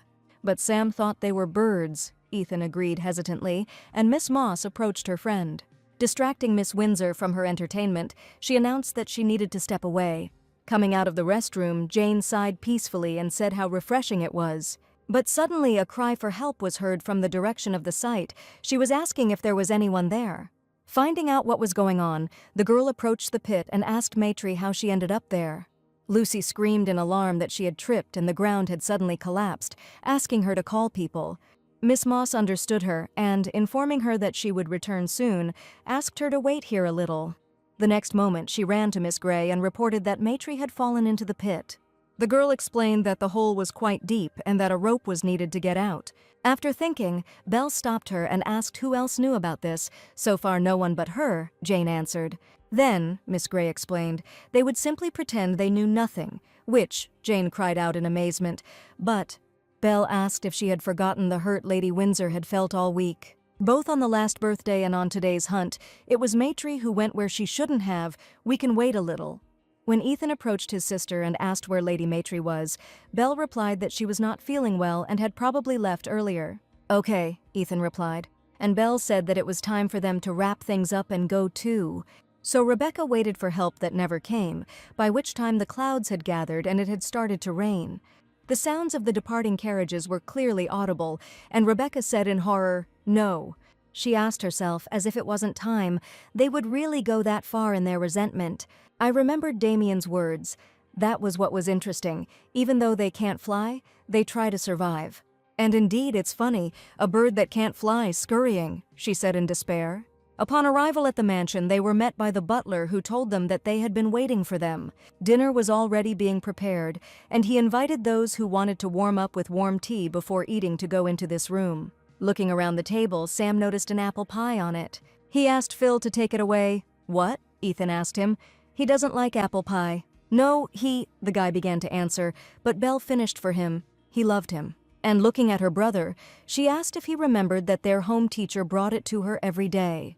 Sam sighed and Ethan replied, "Exactly, and after the teacher left, she learned something. It turns out that she can't eat apples, apple pie, wine, tea. She didn't even know that." Belle used to be afraid that one day she would die like her father from smallpox because she herself constantly suffered from it. But who would have thought that it was all because of this? She wondered who would stay by her side until then. Therefore, if someone offends Lady Windsor, she will never stand aside either, the girl explained. What is this? Ethan wanted to ask, but suddenly the maid interrupted him, informing him that dinner was ready. She asked everyone to gather at the table. Looking around the table, Ethan asked why there were only 6 plates. Lucy said that she felt ill. Wouldn't she eat something? The servant asked and reported that 6 people had returned from hunting. What does this mean? Ethan asked worriedly. She didn't leave earlier then. Where is Lady Maitri now? The sign near the pit indicated that it was a bear trap. Lucy made a hook, but no matter how hard she tried, she couldn't hook it. The wind was too strong, so it was difficult to aim accurately. It seemed like something heavier needed to be hung. She remembered Damien saying that she was destined to be his prey, but Lucy wasn't going to put up with that. No, she told herself, concentrate. The main thing now is to get out of here. A bear's roar was heard outside. It seemed like there was a problem, the butler realized from the conversation he overheard. There's no time to stand still, Sam shouted. We need to get back and find Miss Maitri. No, Phil answered. It's dangerous to go into the mountains now. It's already dark and the ground is wet, so it won't be possible to pass. Moreover, at this time, huge bears, up to 9 feet tall, come out, and the guys were stunned when they heard this. What did you say? Sam shouted. Why is he only talking about this now? He said. The butler explained to the lords that for some reason, it was now forbidden to go beyond the shooting range. Then, Jane thought in horror, that meant the hole she had seen was a bear trap. Then it is even more necessary to look for Miss Maitri, Ethan exclaimed, and asked how many people in the mansion could be sent to search. Just him and a few coachmen, Phil replied. Then we'll split up, Lord Grey commanded, into teams of 2. He and Damien, Colin, and the butler, they will also separate the coachmen and send them separately. Miss Windsor suddenly exclaimed, expressing a desire to go on the search too. Ethan understood her feelings, but Rachel interrupted him, shouting that she could help too. Now every person is important. She asked Lord Grey to allow her to help in the search for Miss Maitri. After thinking it over carefully, Ethan agreed. He said that then Miss Bell and Miss Moss would stay here, and Miss Windsor and Damien would go. Armed with bear-shooting guns and lamps, they set out to search. Jane looked worriedly after the departing group, and Belle, stretching tiredly, said that she was hungry. She suggested to her friend that they continue their dinner for now. Jen was horrified by her indifference. Before leaving, Sam asked the butler to wait, and when he discovered that he had forgotten the first aid kit, he asked him to wait for him. "Why is it her fault?" Belle asked, but it was she who suggested pretending that they knew nothing about Maitri falling into the pit, Jane screamed. She tried to explain to Miss Gray that Miss Maitri knew nothing, that she was now waiting there for help to come to her. "Then why doesn't she go now and tell her exact location?" asked Belle. It was she who promised her to return. "And she knew nothing about it," Miss Moss asked in horror how she could say such a thing now. Belle ordered Jane to shut her mouth and sit quietly so that at least she could say a few words in her defense upon Maitri's return. "You are both out of your mind," Colin shouted angrily at the girl after overhearing absolutely everything. He glared angrily at Miss Moss and Belle, especially at the object of his affection. Belle asked indifferently if he had heard everything. "You're just crazy," he shouted. They all knew, but they still told everyone to leave. How could they do that? "Speak more quietly," Belle ordered without a second's remorse. If anyone heard, they would think that she had pushed her there. And she asked, "Does she think she knew there were bears on the island? Stupid Miss Maitri fell there herself." "Belle," Sam shouted. "And what are you going to do?" Belle asked, shouting at him. "Tell others about it. Say that she pushed her there on purpose." "What?" the guy asked, stunned. "You won't do it?" the miss asked him, softening. "He won't," she confirmed herself, "because he loves her. And whatever she did, he had to be on her side," she said confidently. Sam Colin was becoming more and more amazed and disappointed in his love, and many moments with her flashed through his head. In a voice on the verge of a breakdown, he said, "You knew everything." He thought that it was because of him that she changed so much. The words that he couldn't say, she said them to avoid this situation. He told Belle that she was right. He loved her. And now he felt so humiliated because of it, Sam admitted with disgust. "What?" Belle asked, taken aback, not understanding what was wrong. She was stunned and asked why he was looking at her like that. "Sam," she called to him, waiting for an answer, but suddenly Jane turned to Sir Colin and said that she knew where Miss Maitri was. "Miss Moss," cried the devoted Belle indignantly, and Jane explained what Miss Gray had said. She promised to return to her, so she asked the knight to let her join him. "You!" Belle cried out desperately, looking at the backs of her departing friends. "Colin, Jane," she called after them, but none of them planned to turn to look at her. So Miss Gray was left completely alone. "Oh shit," Ethan thought. The rain was getting heavier. He called out to Damien and asked if he was keeping up. "No," answered the Lord, bringing up the rear. He turned to Miss Windsor and said that nothing could be seen ahead, asking her to climb carefully. But as soon as he said this, Rachel slipped and fell, screaming. "Miss Windsor," the Lord cried out worriedly, and asked if she was all right. Damien came up and asked what happened. Ethan explained that the ground was washed away, and Rachel twisted her ankle. The Duke of Grey asked Miss Windsor if she could go, and the girl answered hesitantly, yes, she was fine. "This is serious." Looking around, Ethan thought they still had a long way to go. Damien looked at everyone, his worried friend and the distressed Miss Windsor. "And he told Ethan to stay here for now and wait until the rain stopped, but," Ethan exclaimed. Damien said he could handle it. He had a gun, and if he could get to the shooting range, then Colin and the butler would come. Moreover, he told Miss Windsor, he called her a good person, and he asked if she would attack Ethan without him. The girl was surprised. Ethan rolled his eyes and said that he was joking very stupidly. "You?" Damien said that he would return it to him later. And after a joke that lightened the atmosphere, he said that he was leaving, but suddenly Ethan called out to him. Worried about his friend, he asked him to be careful. "Of course," Damien replied with a smile and went deeper into the forest. Soon the light of his lantern was no longer visible at all.